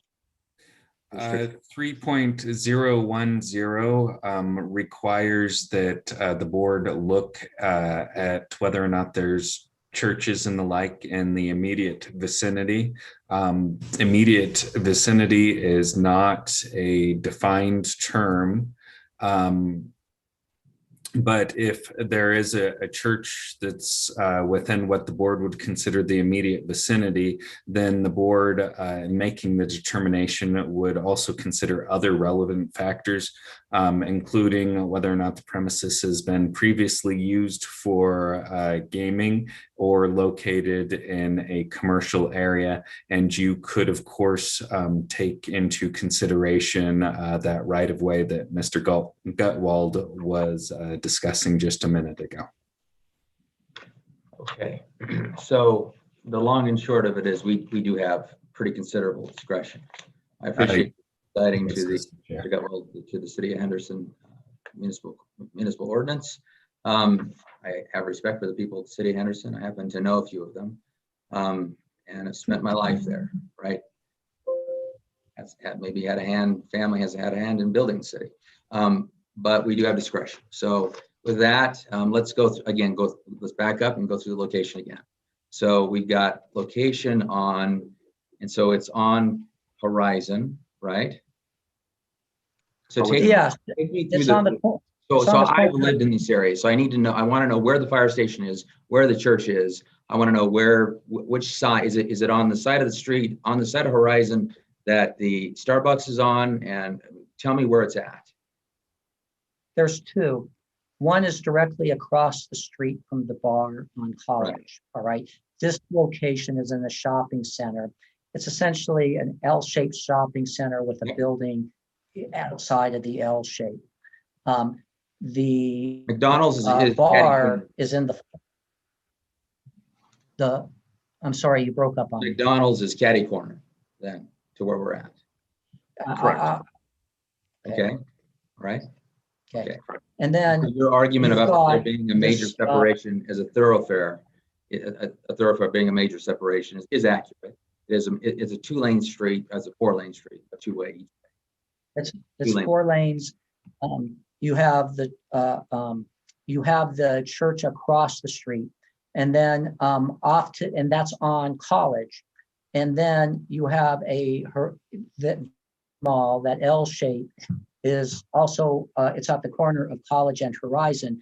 Down a little bit on Horizon is a Methodist church with a huge parking lot out in front, and then behind that it has 2 what I call activity rooms in the main church. So from that entrance where the church is at to the bar door, it's probably 900 feet I would guess. I was looking at the measurements, but it's very hard to do online with the county map. But we've got about 900 feet between the door of the Methodist Church and the Putter's location. And I don't know which church complained about the potential for the bar to interfere with it.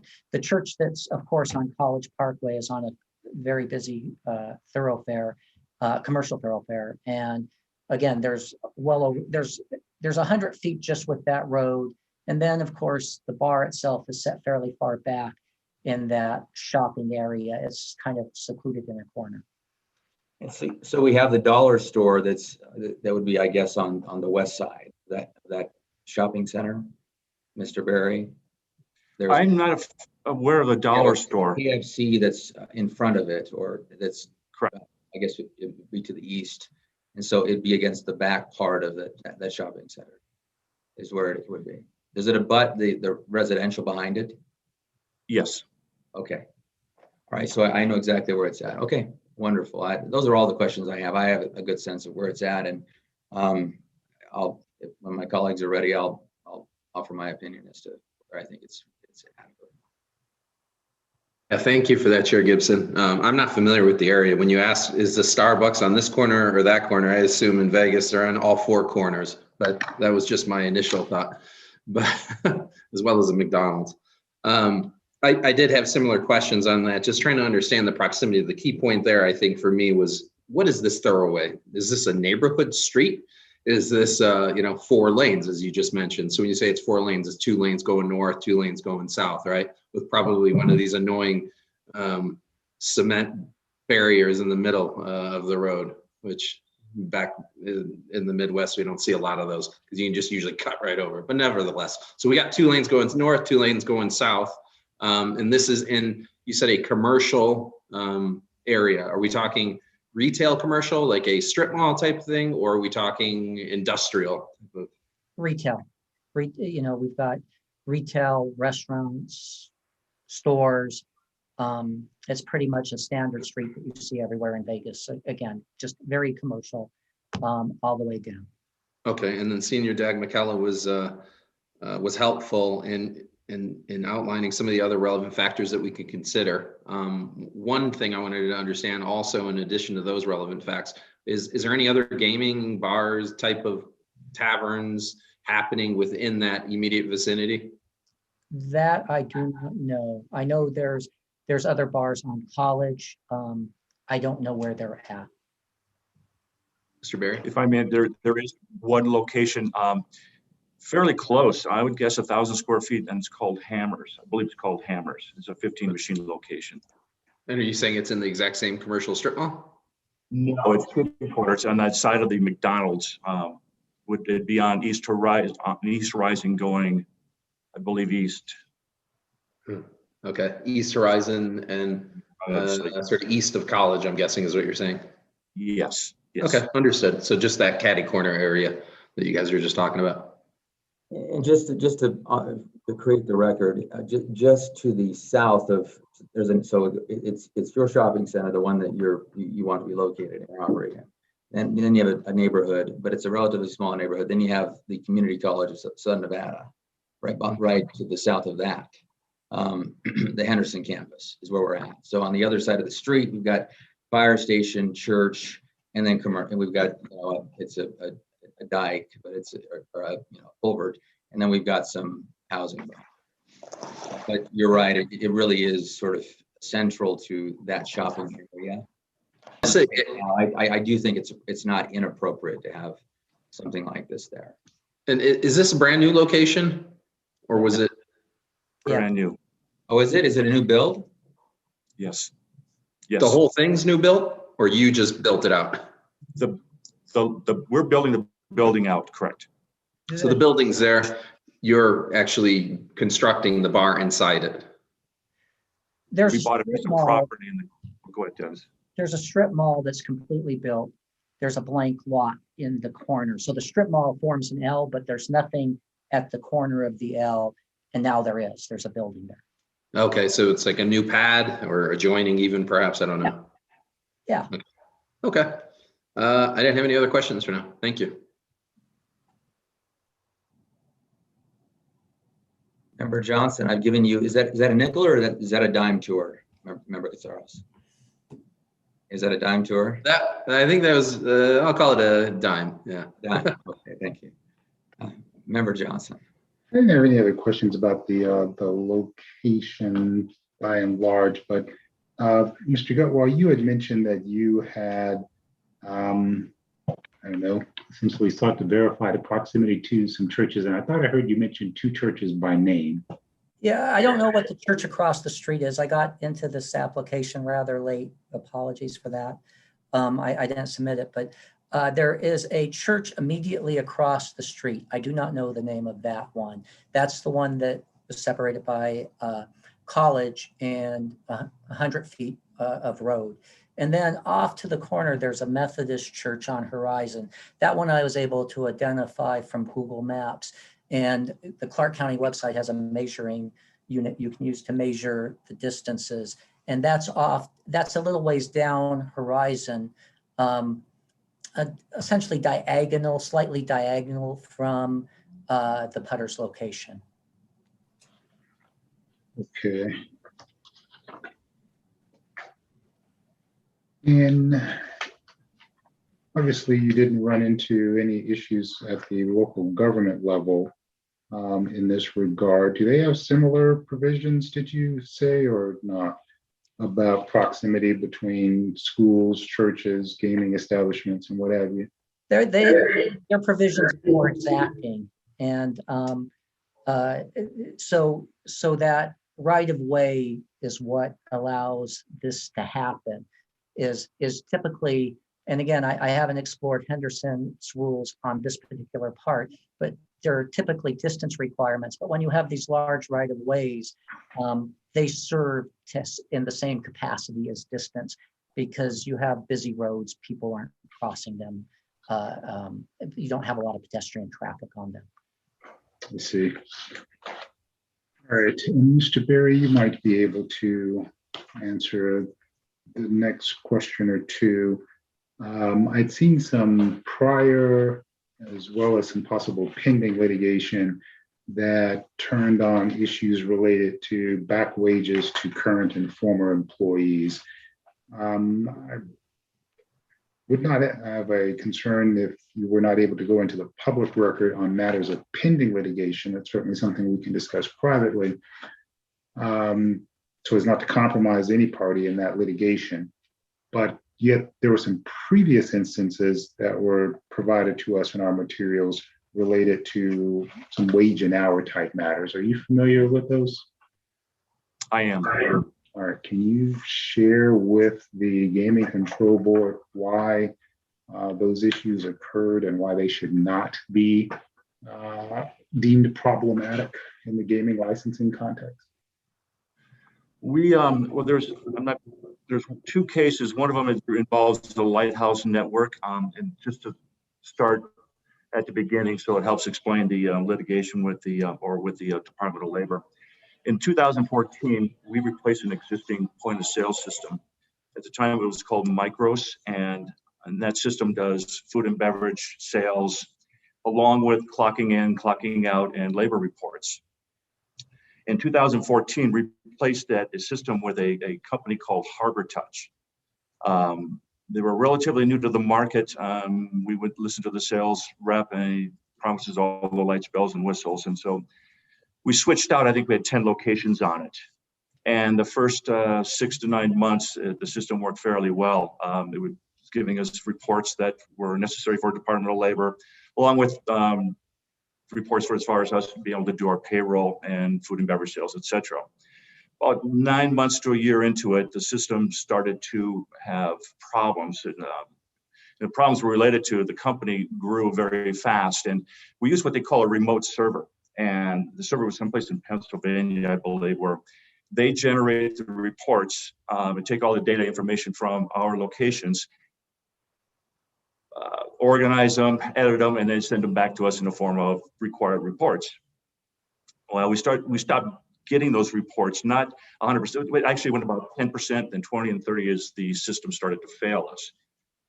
By 2016, we were only getting approximately half the reports that we were supposed to be getting. And these were to be in compliance with Department of Labor laws, probably some state and local laws, along with just general sales information. I personally sent a little over 100 emails to this company complaining about the system itself, and it was getting worse and worse, and they were not replying to the emails I was sending. I was getting some replies back from the salesperson, but not from the corporate office or from technicians that could help us with this. Probably late 2016, we gave up on this system. We had some contractual obligations. So I knew there was going to be issues, but I could no longer use their system. It just wasn't working. So we prepared to bring in another system and replace the one we had put in 2014. Towards the end of this transition, an employee had gone to the Department of Labor and complained about not being paid for some shifts that he had worked. Through investigation, we found that he had switched shifts with a salaried employee who had told him to hide the fact that he was working and he was going to pay him cash. I'm not sure why they did that. The employee that did that quit within a week or two, so we didn't get a chance to question him on it. But the employee brought to our attention that he was owed money. We asked for the information. He was clear as to the fact that he didn't tell any management that he was working, I think it was 3 shifts, for a salaried employee, and the salaried employee was supposed to pay him cash. Totally against company policies and procedures. He had gone to the Department of Labor. The Department of Labor had come in. We had some conversations, and they had asked to see some reports. So we opened up our files, and we were very, very transparent, very clear. We have been able to generate certain reports due to failure on our system. We told them we were in the process of switching this out, but they had their job to do. They went and did a 3-year audit, and what they found was there was a 1 to 2 minute gap, employees clocking in and employees clocking out, that they felt some employees were not getting paid. It was up to 5 minutes in some cases, but it was average 2 to 3 minutes. We worked with them very closely for about 6 months, providing all the information that we did have available from that Harbor Touch system. Worked with them diligently, and our position was these people were paid, but we agreed to back pay all the employees. They came up with a formula. Thank you very much. And they used that formula, and they used it for all the employees, not just the locations where there was questionable. We didn't have employees complaining about it to them. It was just through the investigation that they found this. We agreed to the settlement, and it was a 3-year back pay for approximately 100 people. And I turned that information over to the investigator. And I believe it all came to about $30,000. Some of it might have been legit. A lot of it, we just paid people for hours they didn't work. But that's the penalty we paid for having that system and not being able to provide the reports that were to be in compliance with the Department of Labor. We felt really bad about it. The last thing we would ever do is try to beat our employees of an hour or 2 hours, minute, 2 minutes. The employees are our biggest asset, and we have a good reputation with our employees, and we wanted to keep it. Again, we felt very, very bad about it. So there was the Department of Labor settlement for $38,000, and then the company that had been providing the services attempted to file a suit in justice court saying you owe us money. They responded saying you guys really messed up very badly, and that suit just simply ceased. They did.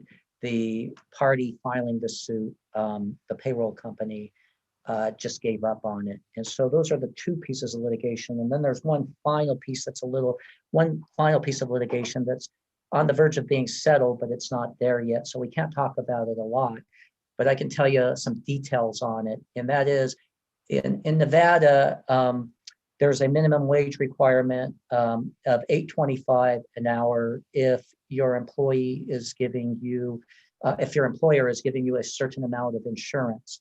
And it's $9.25 an hour if the employer is not providing that service. an employee met with an attorney and filed a class action contesting that the $8.25 an hour employees weren't getting the insurance that they should. The potential cost of litigating that issue far exceeded settling it, and so they're in the process of settling it currently.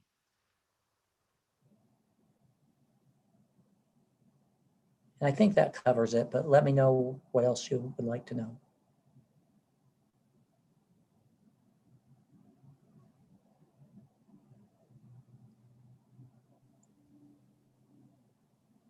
Member Johnson, do you have any further questions? Yeah, so I guess as you all have ascertained by now, when an issue of this type arises, it's not viewed in isolation by the regulators, that they then go in and extend an audit or not an audit to the larger sections of the workforce. And so with regards to the pending litigation, how certain are you that if there are any issues, that they are not widespread to any degree throughout the workforce? I would, I'm gonna start, but I'll let Mr. Berry finish. The negotiations, the other attorneys are on the other side are going to make sure that they cover all of those employees as part of that settlement. And I'm very confident that they've addressed this issue, but I'll let Mr. Berry speak to it in more detail. We provided the counsel from the opposing counsel all the employees' names, all the information. Again, we're very complete with what we gave them and very transparent. It's we don't feel that we broke any laws or violated any regulations, but we don't feel that this litigating for 3, 4, 5 years is in our best interest. And my question goes to, I understand that, but my question goes to, are you waiting to see if there are other issues in the workforce of a similar nature, or are you acting with any degree of proactiveness to ensure that there are no issues in the workforce with regards to timely and proper payment to the employees? Well, we were proactive when it started. We brought in outside companies to help us audit, and we joined a payroll company to do the audit, another audit with us. We're completely satisfied and completely confident that everybody involved, if they were involved, will get paid. If that's how it plays out. I am not 100% involved with that litigation, and that's what Mr. Gutwald is here to help explain how this plays out, or where we're at with this. I don't know if I answered your question. I'm sorry. Mr. Gutwald, I'm just having trouble getting to a point of comfort that there is some fidelity to the wage and hour laws of the state and this country, and whether these issues are being dealt with on a proactive and more global standpoint. They are. When this happened, they brought in, as Mr. Berry alluded to, various auditors and experts to make sure that the whole company is doing what it needs to do. And they had to do that not only because it was the right thing to do, but as part of the preparation for litigation. They had to know where they stood before they decided how to negotiate and do the settlements. So yes, they are very, very proactive. When this was brought up, they made sure that everything was in place and felt very reassured that they were doing everything correctly, and they are complying with the law. All right, I did not think there were any other questions. Yeah, I think all of the other questions had already been asked. All right, thank you. Thank you.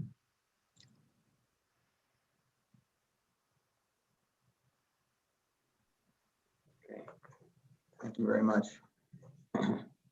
One of the benefits of this board is Member Johnson in particular. He's the former labor commissioner, so he knows these things well. There may not, there is, it is as fundamental an item as there is that people are paid for their good work, for the time they put in. As I look back over this, and Member Johnson, his line of questioning caused me to review it again. You did settle, but you settled after learning that the investigation concluded with a negative finding, and that this was probably going to be either prosecuted or brought forward as some kind of adverse action. That's what it looks like. But I won't get into that too much, except to say this: going forward, these are laws, and you're, as you know, with a revocable privilege license, you're bound to follow all the laws of the federal, state, all federal, state, and local laws. And if we do find that you run afoul of labor laws in the state or federal labor laws, we have the ability to take action against your license. And there is no double jeopardy. There have been many cases I was involved in as chief JAG, where we did bring actions in a regulatory case where there was a subsequent and similar corollary action at the federal level. And so don't misunderstand our powers to do that, please. With that, I'll turn it over to my colleagues and ask for a motion unless there are additional questions. I didn't have any further questions. All right, I did not have any further questions as well. I appreciate the information as well on the zoning issues and the proximity issues. And I certainly trust, as the chairman alluded to, that you will be proactive and responsive in ensuring that there are no employment issues to revisit. So look forward to you all succeeding in that aspect as well. With that, I would move for approval of restricted item number 6 as read into the record by Madam Secretary. I believe there is just one condition here. A key employee application must be filed within 60 days of issuance of the state gaming license and thereafter be refiled within 60 days of any change in the person occupying that position. Yes. Member Katsaros. Aye. Member Johnson. Aye. Chair Gibson. Aye. Thank you very much. I wanted to thank Agent Brandon Peters for catching me up to date on this application. He's a pleasure to work with, and thank you all for hearing our application today. You guys have a good day. Thank you, Mr. Gilwell. Thank you, board. Thank you. Take care. Okay. All right, Madam Secretary, let's move on to our next item, which is a request for final approval of a new device. Yes, you have a request for final approval of a new device. That item is ICE2 platform submitted by Next Gaming. Okay. All right. Let's wait for Mr. Darley. Mr. Darley, are you there? Would you please turn on your mic and your camera? Good afternoon, Chairman Gibson, Member Johnson, Member Costaros, and Madam Secretary. It's a pleasure to be with you today. Mr. Darley, would you please turn on your camera? Yes, sir. As my child's teacher always says, you know, if you're in class, you've got to have your camera on. Well, I guess we're in class, aren't we? We are. Yeah. Okay. So you can hear me and see me. Is that correct? Not yet.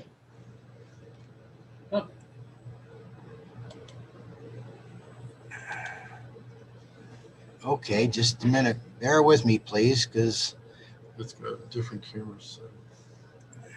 I've got my IT department here. Right.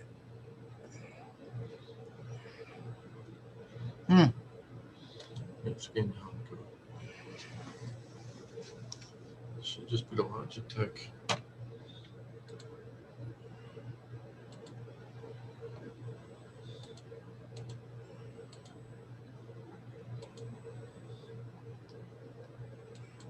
I can assure you, we checked this out well before we were to join you, of course. we've got a icon here that says start video that doesn't seem to be activating for us. If you'll bear with us for just a moment, I hate to cause an issue.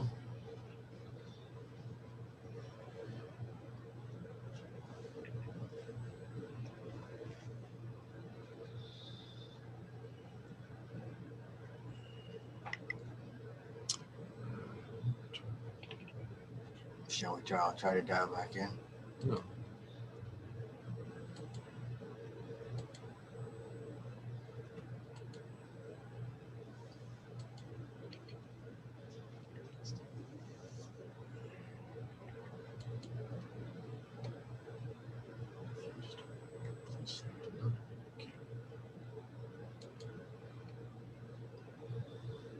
You got the one camera.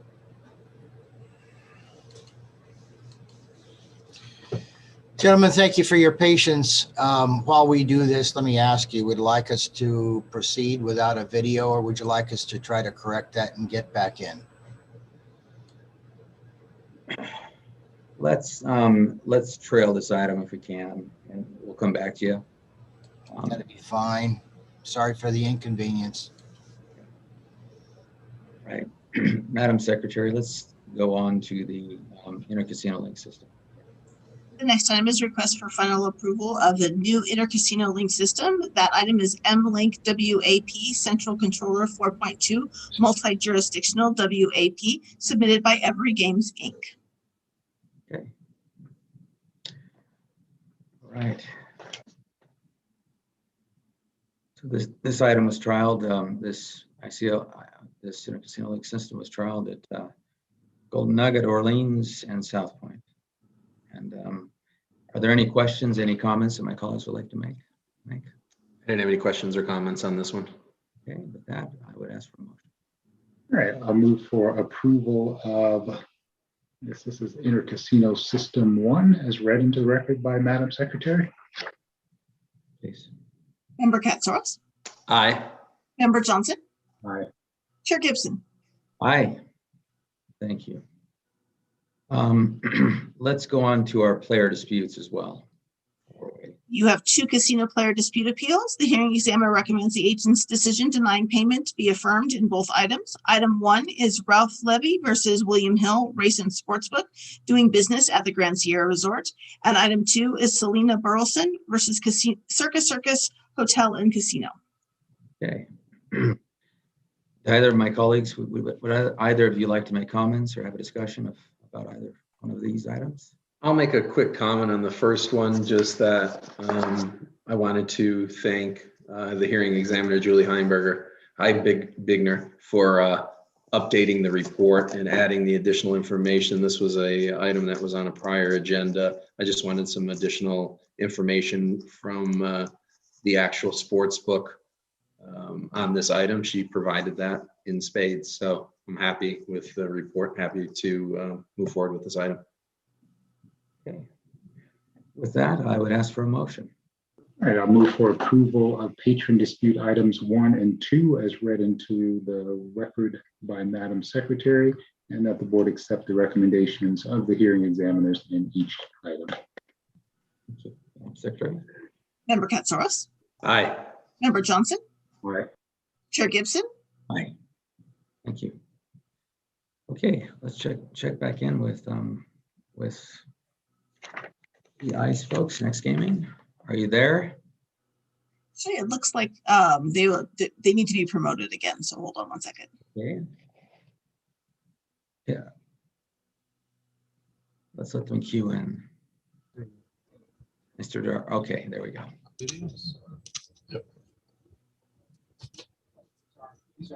Working yet? Oh, it looks like it. We're trying to sign on from another device. Hey, sorry.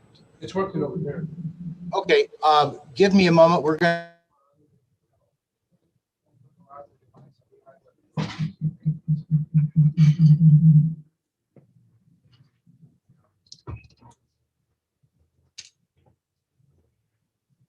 Good afternoon.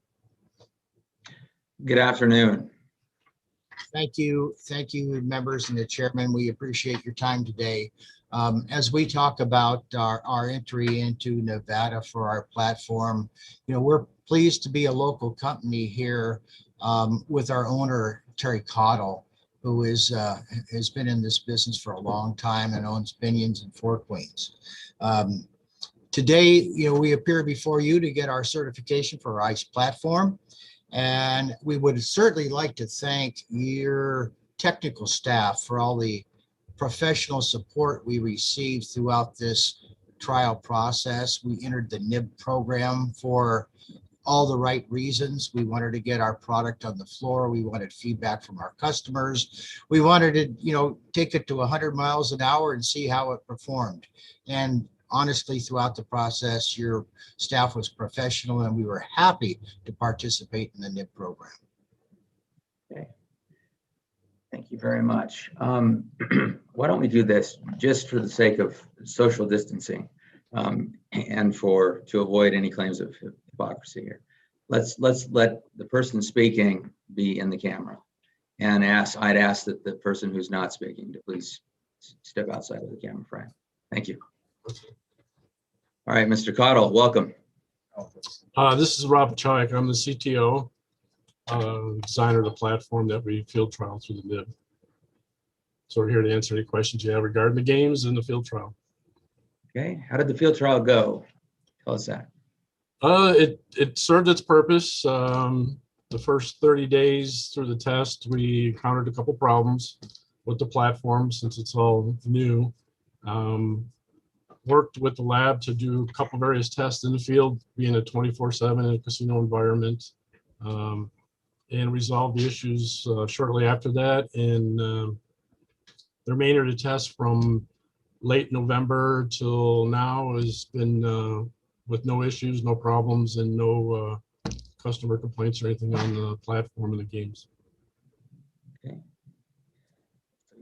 You've been able to resolve the hiccups in the system. That was a report to us. Okay. I turn it over to my two colleagues for any questions. Thank you, Chair Gibson. Hello, gentlemen. Hello. Just wanted to get a bit of an update on the business then, and then talk a bit about your products. You guys have the floor now, so it'll be good to just hear the different products you guys are going to be bringing to the marketplace. But Sure. Before we get into Nevada, have you guys deployed this anywhere else? I couldn't recall in the materials whether or not that's happened yet.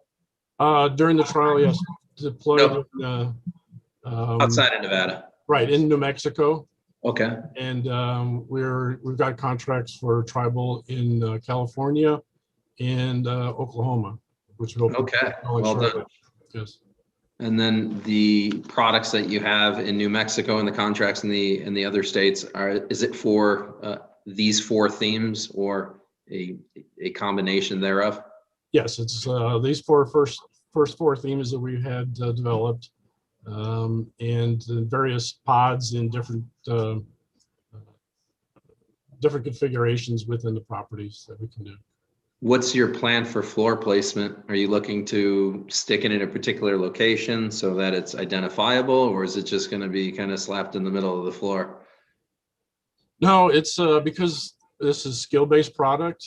It's kind of unique, and each kind of property has their own thoughts about skill-based, about grouping them with other skill-based games, to kind of put us head to head with each other to understand them.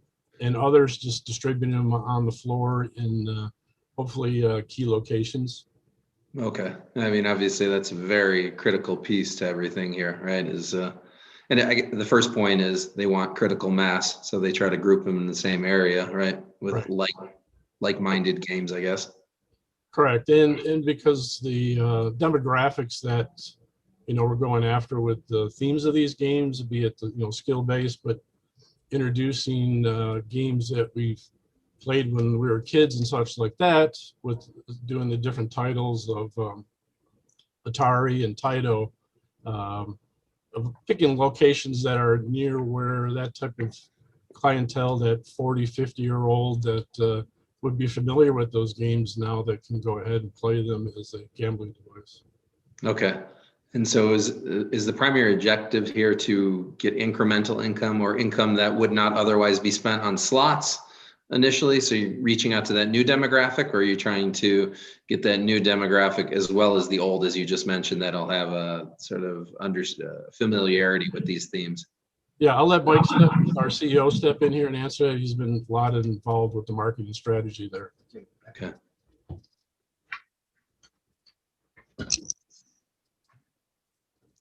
Well, that's a great question, and that really I will speak to the strategy that we employed when we started this. As Rob said, the games that we have not only appeal to the demographic of the 40, 50-year-olds or over. We believe it's a broad window for the young millennials that are used to playing games and have the desire to have a more interactive and participative experience within a gaming device. So the answer to your question is I believe it's going to get incremental play from a younger demographic. I also feel that some of the patrons that are in a casino right now may not lend itself to playing slot machines. They may be table games players, or they may be there with one of their partners. And I think the attractiveness of these games and the ability to play these with a skill-based or skill-influenced format will build some clientele that it previously has not played before. Okay. And they look like there's some pretty good looking cabinets. You got some tall top boxes on those things, so you can kind of see them from far away as well. Because getting to the game is sometimes a challenge if you don't have a proper floor placement. Well, we've always known that if I don't get them in the seat, that I don't have any play. So designing those machines with the quality of lighting and all the things we put on with the button decks and the attractive nature of those machines, we hope incentivizes the folks to sit down and enjoy those games. And then performance that you've seen in New Mexico, you don't have to get into specific numbers, but how long have they been on the floor in New Mexico? They were put on the floor on the 11th of this month. Okay, so fresh still. Fresh, but encouraging. You understand, well, of course you understand that some of the challenges we've had with skill-based games, with the folks that, it's a new experience. But initially with the performance numbers we're getting for New Mexico, we're very encouraged. Are you doing any sort of education, promotional type of experiences on the floor to draw traffic to those games, and then to show the players this is how you play, this is how the game mechanics work? Certainly we have. We have some marketing initiatives with the Isleta tribe, not only in the mail, but on the floor. Additionally, we put together an instructional video that plays on the top screen, the third screen of our game. So it walks you through how to gamble, how that machine is played. What we anticipate and what we're finding is that the people can stand behind the machine and get engaged with that machine and how to play it without putting money in at that point. And once they watch the video for a couple times, I think they can become acclimated to how that machine is working. In addition, the employees, and there's a lot obviously that need to be educated with how those machines work, can stand behind the machine, watch the video, and then have the ability to answer any questions that the patron has on how those games work. Okay. And then in terms of your performance, you said it's encouraging. So has it met your expectations thus far in what you were modeling financially, or is it still too early to tell? Well, I think it's too early to tell. We modeled, and it's very, very close to what we anticipated for a new device on a casino floor. Great. That's good to hear. Then the themes that you have there, I just flipped my booklet. I think you've got an asteroid type one, a breakout type one, a Galaga type one, and one other one.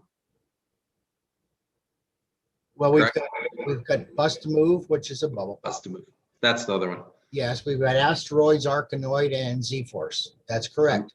You must play those games. Are you seeing better performance on one versus the other? From what we can tell, it all depends on who's in the casino and who likes Galaga and who likes a bubble popper. They're pretty much running neck to neck with the way they're played. Of course, you have peaks and valleys with who's in there for the clientele, but some people will lend themselves to the activity of Z-Force, which is like Galaga that wants to play. And then some of the people that want a more relaxed gaming experience would play on Bust a Move because it's not so intense. So our games can appeal to a wide breadth of people that want to sit and relax and have a cocktail and not be pressured, or somebody that wants to get in that game and have a pretty intense experience within that game and participate in the outcomes. Oh, great. No, it's good to see that. It sounds encouraging. I wish you all the best in your future endeavors on this. I'm hopeful that some of these will start to gain a lot of traction in the industry and start to help to reshape the floors. Well, thank you. That's our intention as well. All right. Well, thank you very much. I didn't have any further questions. You're welcome.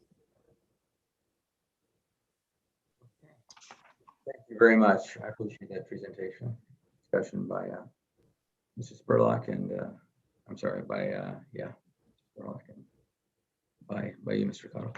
I'd ask now for a motion if we could.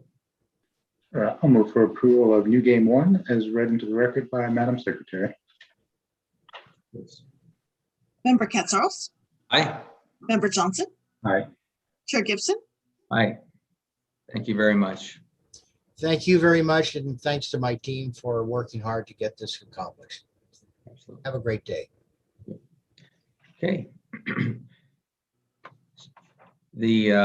Our next item is a regulation item. It's our regulation agenda. And Madam Secretary, would you read into the record what there is? Yes, you have one regulation agenda item. That item is regarding proposed amendments to Nevada Gaming Commission Regulation 22, as noted on the agenda. Okay, thank you. So it looks like we have, appearances here. We've got Mr. Mark Rubenstein. Again, always closing, as he notes. Mr. Asher, it's good to see you. Mr. Lebron. Who else? Ms. Jones. Is that the full complement? Full complement from the Parimutuel Association. I didn't know if anyone else was joining. Okay. All right, let's begin with, I'd ask for Senior DAG McKellar to lay a record. Please take us through the history here. So we're back for a second time now. No. Thank you, Chair Gibson. Good morning, just barely. Chair Gibson, Member Johnson, Member Katsaros, Madam Secretary. For the record, I am John McKellar with the Attorney General's Office. Before you today is the Nevada Parimutuel Association's petition to amend Regulation 22.080 to allow books to take action on the Kentucky Derby. Similar amendments were adopted by the Commission on August 27th, 2020. However, those amendments sunset on November 19th, 2020. The Commission accepted the NPMA's petition as a project on March 18th, 2021, and requested the board consider and discuss the petition. The amendments would allow the board chair to approve requests from racebooks to determine the winners of wagers on horse races with information received from a nationally televised broadcast without using a disseminator. The NPMA petition makes 3 changes to the version of Regulation 22.080 as adopted by the Commission last August and which sunset on November 19th, 2020. 1, the races exempted from the disseminator requirements would have to be specific graded races. 2, there must not be a parimutuel agreement in place between the track and the book concerning the exempted race. And 3, the cutoff for accepting wagers on an exempted race is when the first horse enters the starting gate. These items were discussed during the August board and commission hearings, but were not added due to the tight timeline for adoption in order to allow wagers on last year's delayed Kentucky Derby. I would consider these changes positive. I would also, based on discussions with Chair Gibson, offer for your consideration some additional items to enhance the changes proposed by the NPMA in their draft dated February 23rd, 2021. First, I would suggest adding, as determined by the American Graded Stakes Committee of the Thoroughbred Owners and Breeders Association, at the end of subsection 4A between stakes races and only. This will clarify what entity determines whether a race is a grade 1, 2, or 3 stakes race. Second, in subsection 4A2, I would suggest the word no be replaced with not an, and add or the off-track parimutuel wagering committee to the end of the subsection. I make this suggestion as it is the off-track parimutuel wagering committee which negotiates the agreements. Third, for the sake of consistency, I suggest adding or other animal to subsection 4B after first horse. Finally, based on the sunset of the last exception to the disseminator requirements in this section and the ongoing nature of negotiations with certain tracks, I would suggest discussion of whether or not another sunset is appropriate. If you have any questions, I would be happy to answer them. Thank you. Mr. McKellar. I will turn it over to the members of the MPMA to please give an affirmative presentation. Thank you, Mr. Chairman, Member Johnson, Member Katsaris, Executive Secretary, or Madam Secretary. Mark Rubenstein on behalf of Reed Rubenstein and Bogatz, appearing on behalf of the Nevada Parimutuel Association. Appearing with me today for the NPMA are Patty Jones, the Executive Director of the NPMA, Joe Asher, the CEO of William Hill US, and Barry Lieberman, Counsel for South Point. As mentioned in the hearing before the Commission last month, the last thing the NPMA and its member books wanted was to have to bring back proposed amendments to Reg 22.080 after having the last set of amendments lapse in November. There's no real financial reward to the gaming industry going down this path, at least nothing compared to the benefits of having a contract in place to now allow Nevada bettors to place wagers in the combined parimutuel pools at the track. Unfortunately, despite the good faith efforts of the Nevada Parimutuel Association and its members, it's been 18 months since they were able to have a contract in place with Churchill Downs Incorporated. This impacts not only the races at Churchill Downs, but also other important tracks such as Oak Lawn, Arlington, and Indiana Grand, where Churchill Downs manages the races. Mr. Asher, Mr. Lieberman, and Ms. Jones can all provide more details as to the economics of what we're here for today, with something that allows for book wagering outside the parimutuel pools versus off-track parimutuel wagering, and also the negotiations with Churchill Downs. But suffice to say, this is where we find ourselves again. And so we've brought before you a proposal for regulation amendments that will, at the very least, allow Nevada books to offer wagering on the April 30th Kentucky Oaks and May 1st Kentucky Derby. As previously mentioned before the Commission, this reg change could be avoided altogether if the Nevada disseminators were willing to step up and provide the racing results to the Nevada books. But they won't do that without an onerous request for indemnity. So now again, we seek amendments to allow the books to obtain the results of the Oaks and the Derby directly off the live TV broadcast. As suggested in my opening remarks, removing the sunset clause, which is one of the items that DAG Michaela mentioned consideration of, does not incentivize the Nevada books to avoid negotiating in good faith with Churchill Downs. To the contrary, the economics of parimutuel wagering will always be superior to having the books face a risk of loss in a non-parimutuel setting. It also allows for exotic wagers that are very popular that cannot be provided in a non-parimutuel setting. So we're asking that you recommend for approval the proposed amendments to Reg 22080 as presented, and are prepared to answer any questions you may have and respond to anyone else who intends to speak on this item today. I will say at first blush I don't believe we will have any objections to the language changes suggested by Mr. Michaela. But I would want Mr. Asher and Mr. Lieberman to weigh in on the language with regard to the determination of what is a graded stakes race. Other than that, happy to answer questions or turn it over to Mr. Lieberman and Mr. Asher for remarks. Thank you. Mr. Asher, please.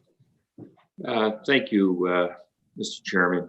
On the language on the graded stakes, I would suggest something along the lines of the organization that Michaela referenced, or as approved by the chairman, in the event that the name of the organization changes or there's something that happens within the racing industry.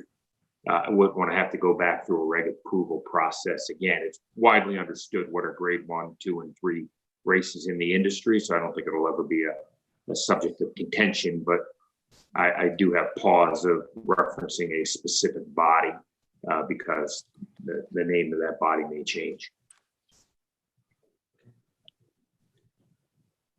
And I would concur with Mr. Asher on that as well. I think the change is a constructive one proposed by Mr. Michaela as a definitional section of who characterizes the races, but I think the language suggested by Mr. Asher would be appropriate as well.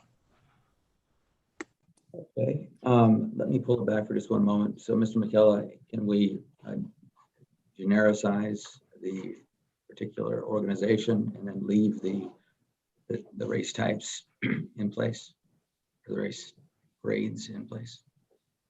I would suggest if you're going to add a generic that you just append it as suggested by Mr. Asher, because according to my understanding of this, it is the American Graded Stakes Committee that makes that determination right now, but I do believe it is a good change if that determining body were to change, that the chair have that power. Mr. Gibson, can I just ask a follow-up question to Mr. Asher and Mr. Lieberman on that point? Okay. Is that name, it's of course subject to change in the future, but is there a great frequency that name has changed in the past? I mean, when has the name changed recently? I get the point that when you specifically call it out, it could change and then we'd be flat-footed there. I would prefer having the name be listed there, and then we could say, or equivalent entity that is charged with this task, if something like that was agreeable. Member Katsaris, the answer is I don't know when the name of the entity was changed. I think it's a small point, which is why I just suggested leaving it to the chairman to address, so we didn't have to go through a reg approval process again. Yeah, and I can appreciate that, because I'd suggest, I guess, something along the middle of that, which is call it out or say, or other equivalent entity that is charged with that task. And Mr. Michaela is very good at putting crafty language in there, so I would defer to the specifics to him. Would something like that be sufficient? Sorry. I mean, comma, or, or and similarly situated entity identified by. Mr. Chairman, I was going to say, or you could say, or its successor entity, and that probably would suffice as well. That sounds good to me, just off the cuff. So I want to make an affirmative. I'd like to make a recommendation to the commission, which the chairman and the commission has asked us to do in workshopping or considering. So John, Mr. Michaela, do you have language that you can read back? It depends on which way you want to go. The two ways I see would be appending or approved by chair to the language I read in during my presentation, or and that would give you more discretion, Or if you want to keep it narrow, we could append simply or successor entity. So if the board lets me know which way it would like to go, more or less discretion, I can definitely read that change into the record. Okay, let's go with or successor entity, and successor could be probably. Okay, then the change to the NPMA draft dated February 23rd, 2021, subsection 4A1 with the change as discussed would read, the specific races are grade 1, 2, or 3 stakes races as determined by the American Graded Stakes Committee of the Thoroughbred Owners and Breeders Association or successor entity only, and then it would go on into the other subsections.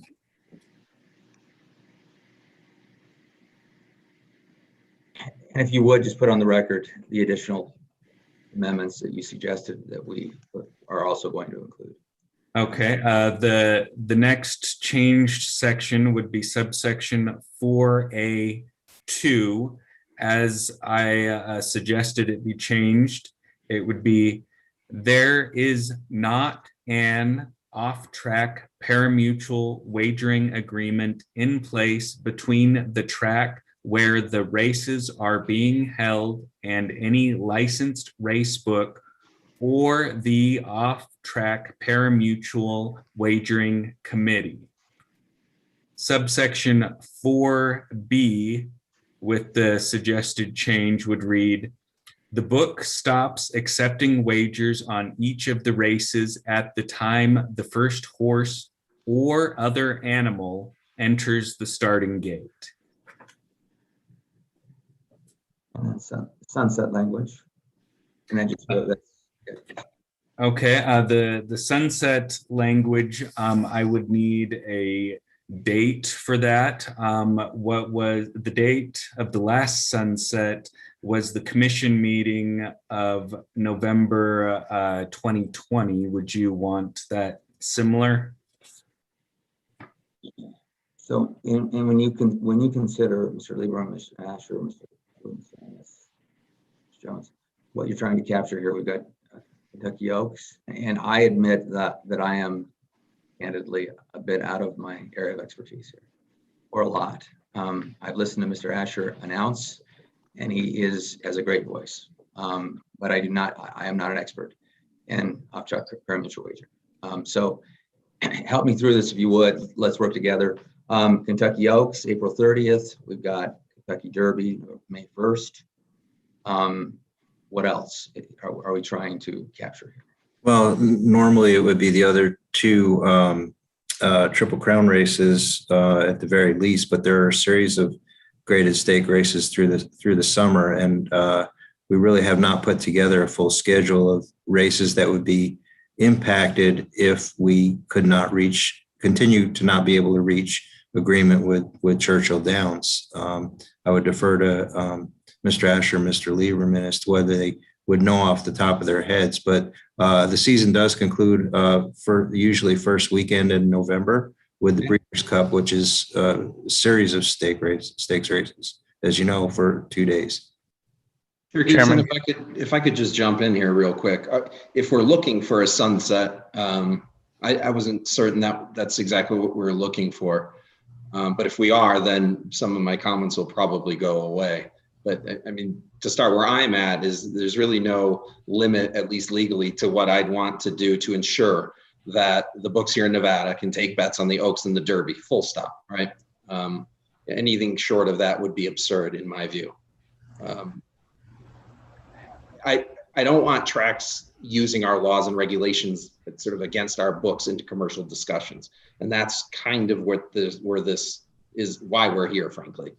But on the other hand, and that's where I wanted to talk a little bit more, that provision right there, we've got grade 1, 2, and 3 stakes. We started out originally with the dispute, or I don't call it dispute, the inability to reach a commercial agreement between the MPMA and the Churchill Downs folks.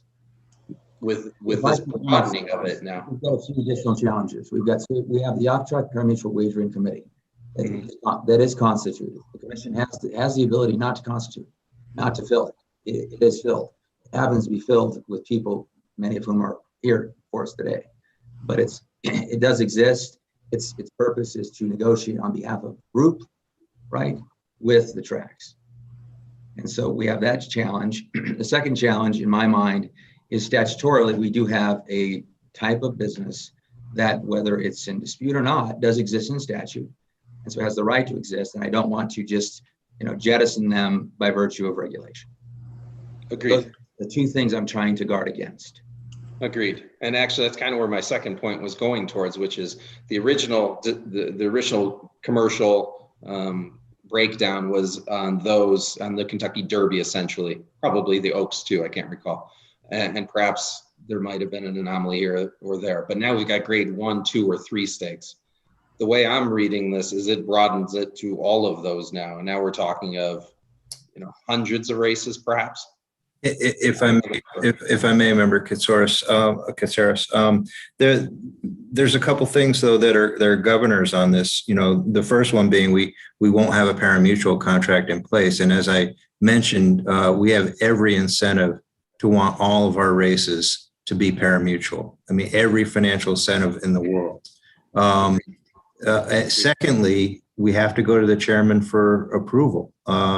So, if it looks like this is suddenly the exception is swallowing the rule, we have a cop who would say, no, this was not the intention of this language to become a regular occurrence. And in fact, it's happened, unfortunately, this is now the third time, but it's happened 3 times in 13 years.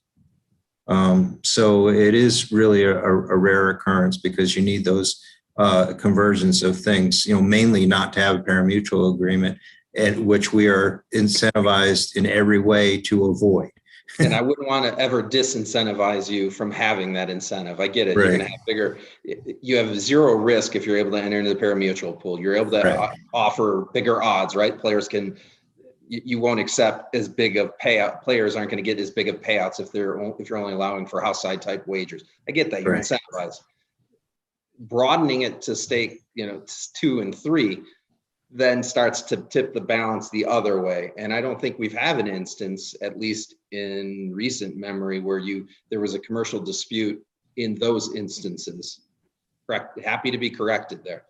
And so I don't see that there's a need to put the chair in a position of having to even deal with those, since we really haven't encountered that as an issue yet. It's really on the bigger type races that they have pricing power now, right? The smaller ones do not, to the extent certainly that a Churchill Downs would have with these types of races. So that's just kind of where my initial head was in reading this. We went from this finite group of races to now a large group of races. So help me walk off that ledge. Yeah, if I may, Member Katsaros, on Kentucky Derby Day, there are a number of graded stakes races throughout the day. And so our customers show up in the book, they get their racing form, which we provide either free or subsidized under the sort of the business model here in Nevada. And you want them to be able to bet on those races as well. Okay. So that's the immediate need for including other graded stakes races to cover the other races on those days. Certainly, I think from a process standpoint, I'd be much more in favor of no sunset, but ultimately, of course, that's for you and the commission to decide, because we had the sunset and here we are again, and we go through the process again. And so this is an ongoing problem. Mr. Rubenstein laid out a few of the business incentives we have to reach a parimutuel agreement. But, this is frankly, at least in recent times, this is a Churchill Downs issue. and the parties are pretty far apart. What they propose would completely change the business model of how race books operate in the state of Nevada. And so I have no idea how long this particular dispute goes on, but obviously at some point in the future, it could be another conglomerate of racetracks involved as well. So I do agree with Mr. Rubenstein that the commercial incentives are what they are. And again, the books are not left to sort of do something they shouldn't be doing, because ultimately the chair is the cop who has the ability to weigh in if he or she so desires. No, that's a great point too, with the other races that are going to take place on Derby Day. And I would hold that out as a great example of what we'd want to capture, so that you were able to still offer wagers on that, because that's all really part of a larger event. I get that. The language as it's appearing right now, though, doesn't put any guardrail around that particular instance. It basically leaves it wide open. And as you say, it leaves it to the chair. And then it's the chair's discretion. That's pretty broad discretion. And it's a great discussion point. But I think what his point, and I'd agree with, is we don't want to necessarily jettison what we have already with the existing disseminators, right? With the licensees that we have either. So I'm trying to find what that proper balance is there. And I get fully that there's no incentive for you not to reach a commercial agreement with these treks. There's no risk. At least that's been the model here, right? We want to enter that pari-mutuel pool, going to offer those bigger payouts, and we've got zero risk as the book. We just want handle. So great. But I'm trying to find that balance there. And I love that example you just gave. So thank you. I'd also like to add, historically, we have always been allowed to book. The only reason that we're here is because we have made efforts to try to reach the pari-mutuel agreement with Churchill, and whatever tracks they represent have been unable to do so. And Churchill has apparently sent a letter to LVDC saying, do not disseminate results of any of our races or we're going to sue you. Now, I don't believe that they have the legal authority to do that, but LVDC, perhaps rightfully, is nervous about potential lawsuits and the cost of defending what we believe would be a meritless lawsuit. And so historically, as I've said, we've always been able to book. And so if the disseminator gives us the results, there's no issue. The reg doesn't need to apply. But if for some reason the disseminator says, no, we're not going to give you results for these races, then what we're asking for is the ability to book and read the results off of the screen on a nationally broadcast race, which we believe provides elements of reliability that at this point are sufficient to make sure that no hanky-panky goes on. And as far as the sunset provision, we don't believe that there should be a sunset provision in this version because, again, we're trying very hard to reach pari-mutuel agreements. It is in everyone's best interest to have a pari-mutuel agreement. And we also want our disseminators to give us the results if we have to book. But if for whatever reason we can't reach a pari-mutuel agreement, we can't get our disseminator to give us results, then this is the reasonable alternative so that we can serve our customers and generate revenue for the state of Nevada. Understood. And well said. I'm glad you brought up that point too, because I recall the fact is that LVDC or the disseminators are saying, well, yeah, we'll provide this to you if you indemnify us against any suit from Churchill, if that was accurate. I think that was on the record last time. That is correct. So I can appreciate that. My preferred, my least desirable result out of this would be a sunset option as well. Because I don't want to have Groundhog Day every few months. It's just, there's no need for that. But I don't want tracks outside of Nevada price gouging either. You have the incentive already to enter into it. I think there was a doubling of fees, if I'm not mistaken, in this case, or somewhere thereabout. And the as it stands now, anybody could really price gouge. So I'm trying to find that balance here. It's just when we get into the grade 2 and 3, that's where I was getting to a bridge too far going. We probably need to rein this in a bit, capturing what Mr. Asher just mentioned, and that would be sort of my preferred path. But I'll hold off on further questions and comments for now, Chair Gibson. Well, let's make a recommendation. Again, just as a regulatory lawyer, I do not want to do something that could be argued or appears to be a preemption of existing statutory provision that allows for operation of a certain kind of business. Just don't. Whether or not it is, I understand your incentives. I understand all of that, but I do not want to do that. The commission, as a policy body, can decide to dissolve the OTP WC if it wants to. It can also direct, it can suggest that you all go to the legislature and seek statutory changes, as it has already. At the moment, I'm comfortable with a sunset for the reasons that I've stated. Okay. So I'd ask John or Mr. McKellar, he's read it into the record. I'd like to make a positive recommendation for this forward. If we can't come to agreement, then we can just let it go, and they can take it up without any kind of recommendation. But that's where I'm at. Well, Chair Gibson, I can agree to that. I was just saying that was my least preferred, because my goal in the end is so that the books can still take action on these. I agree. I think they need to come back, and we'll do it again. I mean, that's do it again. I don't want to do it again. Yeah. I understand all the reasons why it's not good. Oh, you're starting to break up, Chair Gibson. The other reasons why I don't want to go down the road of just, doing something that's open-ended. I will just throw out that comment, though. If it goes the way I think it's going, which is we're going to provide a sunset in here, Mr. Rubenstein, if you could just look at some of that language so that we're not so broad-based in grade 1, 2, and 3, but understanding the caveat mentioned by Mr. Asher. Yeah, I mean, I'm a little reluctant without all of my client team here and to draft on the fly. I do have some thoughts on how to solve what you're concerned about. And I can make that suggestion, and we perhaps can propose something in between now and the commission meeting on that. I know exactly what your concern is. It's right in line with what Chair Gibson's mentioning, which is we're just undermining the existing framework. Although I guess we have the authority to make that recommendation, the commission would have the authority to change that regulation as they see fit. But I'm in line with them exactly on that. Right. In terms of balance without undermining the entire thing.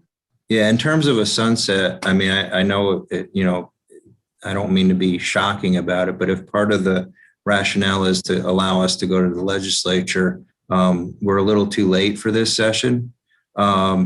Unless the board's inclined to let us add on to one of its existing bills that's already made it part of the way through the process. But as far as I know, new bills are now cut off.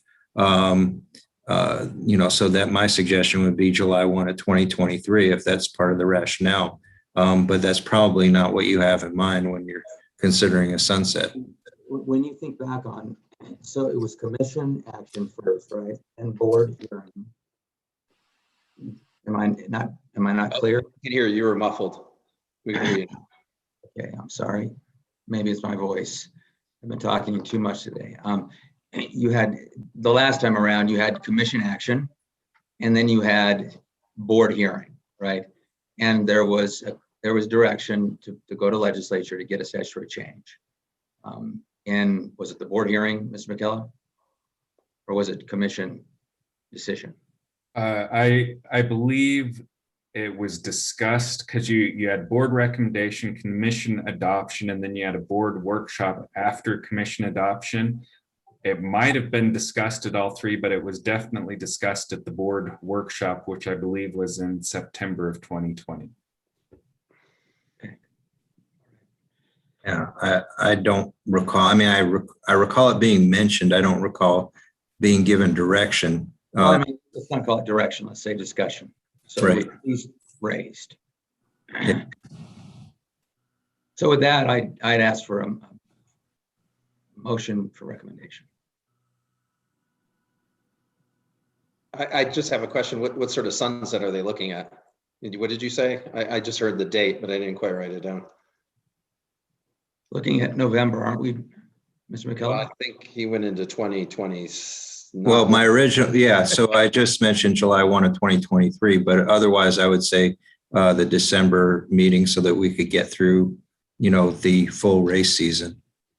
I was gonna say, you're swinging for the fences with 2023. I thought Yeah, that's what you said. Of course, the worst you could say is no.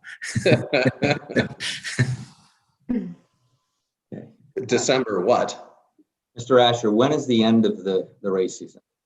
Well, I mean, these days, there are big races really that go throughout the year. The Breeders' Cup is certainly in November, is clearly one of the focal points on the end of the season. So if you're of the view that it should be this year, then I suggest the December meeting. If there's room to extend it, I mean, obviously, the longer the sunset doesn't prevent you from doing something in the interim as well, since we need your approval to do anything, right? So, you could have a longer period of time, and you could just say, nope, I'm not approving anything else, regardless of when the sunset is, because my view on these sorts of things is to really vest as much discretion as you can with the chair, because the industry typically doesn't want to bother the board over this sort of stuff to begin with. So I think you'll find the requests pretty limited as they are. With a positive recommendation, even with a sunset, if things fall apart and the commission and we believe we need to take a different tack, and we can always come back and use something else, right? We're not bound, but the key is to not open it up, leave it open so widely that. So with that, Mr. McKellar, do you have what you need to restate on the record the key elements, and then let's move forward.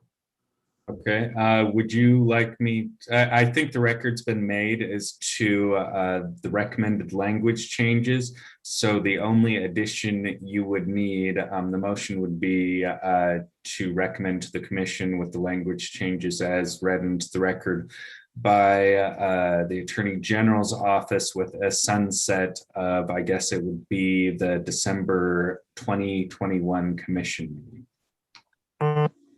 And one clarification, excuse me, just to confirm, it would be effective upon adoption, correct? Correct, yes. Right. All right, I would ask for a motion, please. All right, so the motion would be, as indicated by Mr. McKellar. One clarification, Mr. McKellar, you referred to a draft date different than what I had. I was just curious as to why that might be. I have a draft date March 22nd, 2021 that seems to have already incorporated the items that you read into the record earlier today. I referred to the public NPMA draft date. The draft date with the March 22nd date, those were internal language changes that I sent to you and the rest of the board. And so that would be the referral to the commission, the draft dated March 22nd, 2021, along with the discussion of the sunset date and clarification. And I think you've incorporated into this draft that it would be effective upon adoption by the Gaming Commission. Is that correct? The changes I read into the record were based on the NPMA with the draft date of February 23rd, 2021. So for the sake of clarity, I would keep it to that draft, since that is the draft that has been in the public domain. Okay. All right, I'll move to refer the proposed amendments to Regulation 22.080 as read into the record today and as proposed for amendment by Senior Deputy Attorney General John McKellar, with the items he identified specifically, up to and including the sunset date of the commission meeting of December 2021, and that these provisions would be effective upon adoption. So the motion would be to refer these proposed amendments to the Gaming Commission for their review, consideration, and adoption. Madam Secretary. Member Katsaros. Member Johnson. Aye. Chair Gibson. Aye. Thank you all very much. Thank you. Thank you. Thank you. Thank you. Thank you. Okay. With that, Madam Secretary, that brings us to our last agenda item, which I'm sure there's probably nothing, I assume, right? This item is placed on the agenda to give the public an opportunity to comment on gaming related matters, and we did not receive any additional public comments via email. Okay, all right. Well, that's good. With that, that concludes the April Nevada Gaming Control Board meeting, and we are adjourned. Thank you all very much. Thank you. Thank you, everyone.